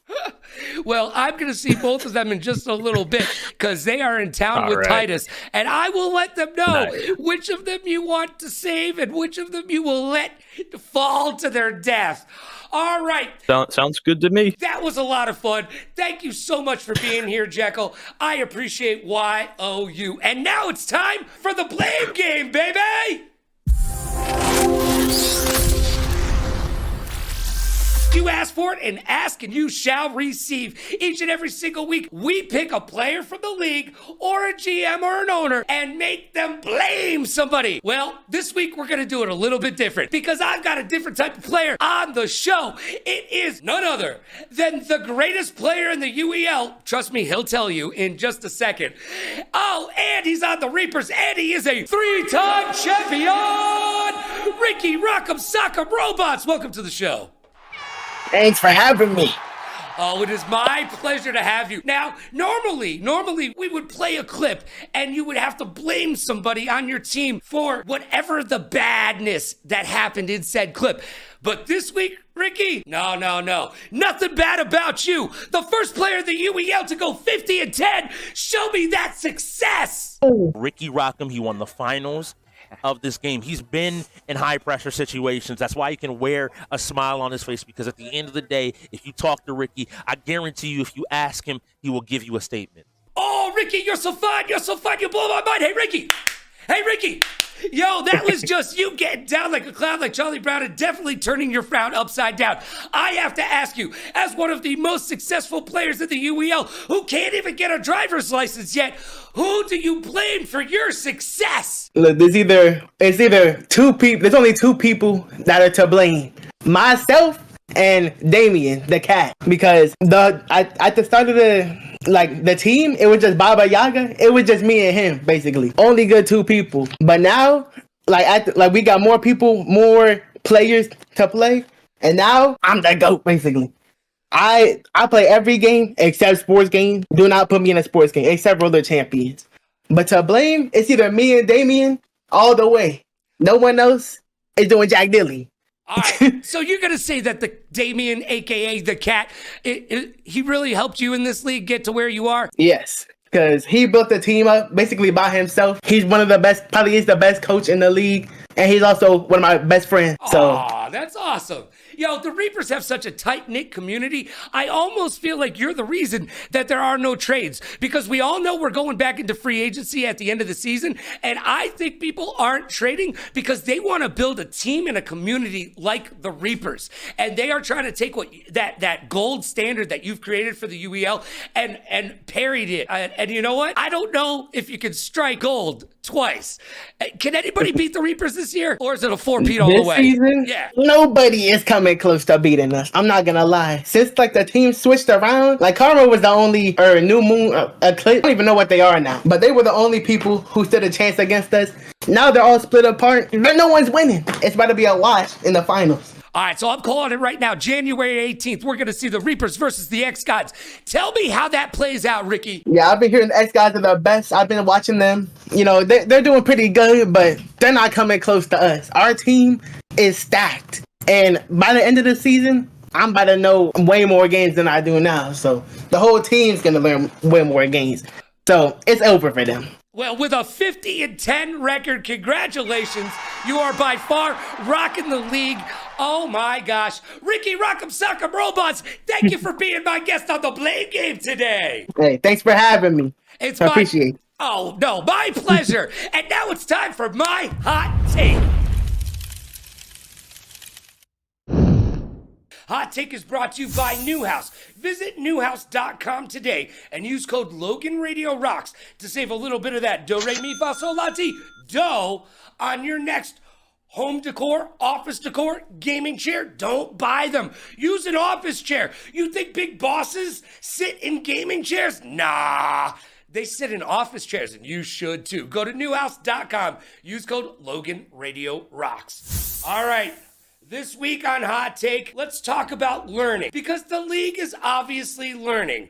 The bottom of the bracket is moving closer to the top, but I need to remind you of this week's theme. Mean Gene Okerlund said, close only counts in horseshoes and hand grenades. So let's talk about some of the lessons I learned while working at the worldwide leader in sports. Come early and be over-prepared. Jennifer Lopez has one of my favorite quotes of all time. She says, I feel my sexiest on stage when I am my most prepared. And I have never shown up for a sports or esports event and thought to myself after the fact, wow, I really over-prepared for that one. Being on time is late. Yeah, I was screwed out of a job because I was late 7 minutes twice to 2 meetings. I know, you're thinking, why did you come 7 minutes late to the second meeting? Well, I didn't mean to, but I was late twice, and it was 7 minutes each time. And I'll tell you what, I now come to everything 7 minutes ahead of time, and I consider that on time. And you should too. Now I want to tell you about a lesson that the late, great Stuart Scott taught me. Act like you've been here before, kid. So for the very first time time I was checking into Mohegan Sun as a celebrity in a celebrity golf tournament. And this is like 20 years ago. They gave me and my girlfriend $500 in cash to spend in the casino. Now, I don't know what the look on our face must have been, but I got a hand on the shoulder and a whisper in the ear. And that whisper was from Stuart Scott. And he said, "Act like you've been here before, kid." That's right. Act like you belong there. And then you do. Go all in on yourself, because no one else is going to do it for you. Look, I didn't move 2,700 miles from Connecticut to Las Vegas to say no to opportunity. I say yes to opportunity, and I win. Each and every single time you say yes to something new, you are putting yourself out there. You are becoming a bigger and better person for it, and I believe in you. Never let anybody tell you what you can't do. It is up to you to show them what you can do, because it is about you. This is your movie. It's no one else's. You are the main character, the director, the editor. It's all on you. So go all in on yourself, and it is up to you to show everyone around you what you can do. And remember, I believe in you. You just got to believe in yourself. And that's my hot take. And just like that, it's over. Time flies when you're having fun.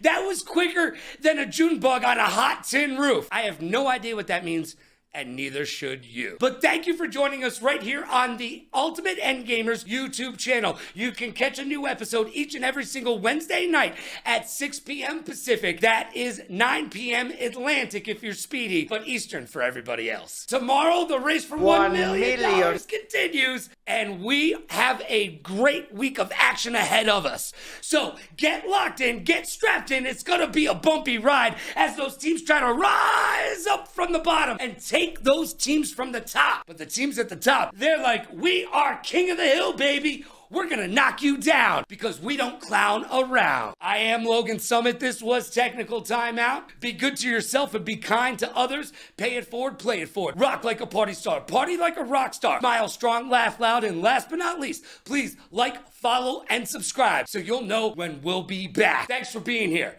We'll see you tomorrow for that hot UEL action. Get pumped up.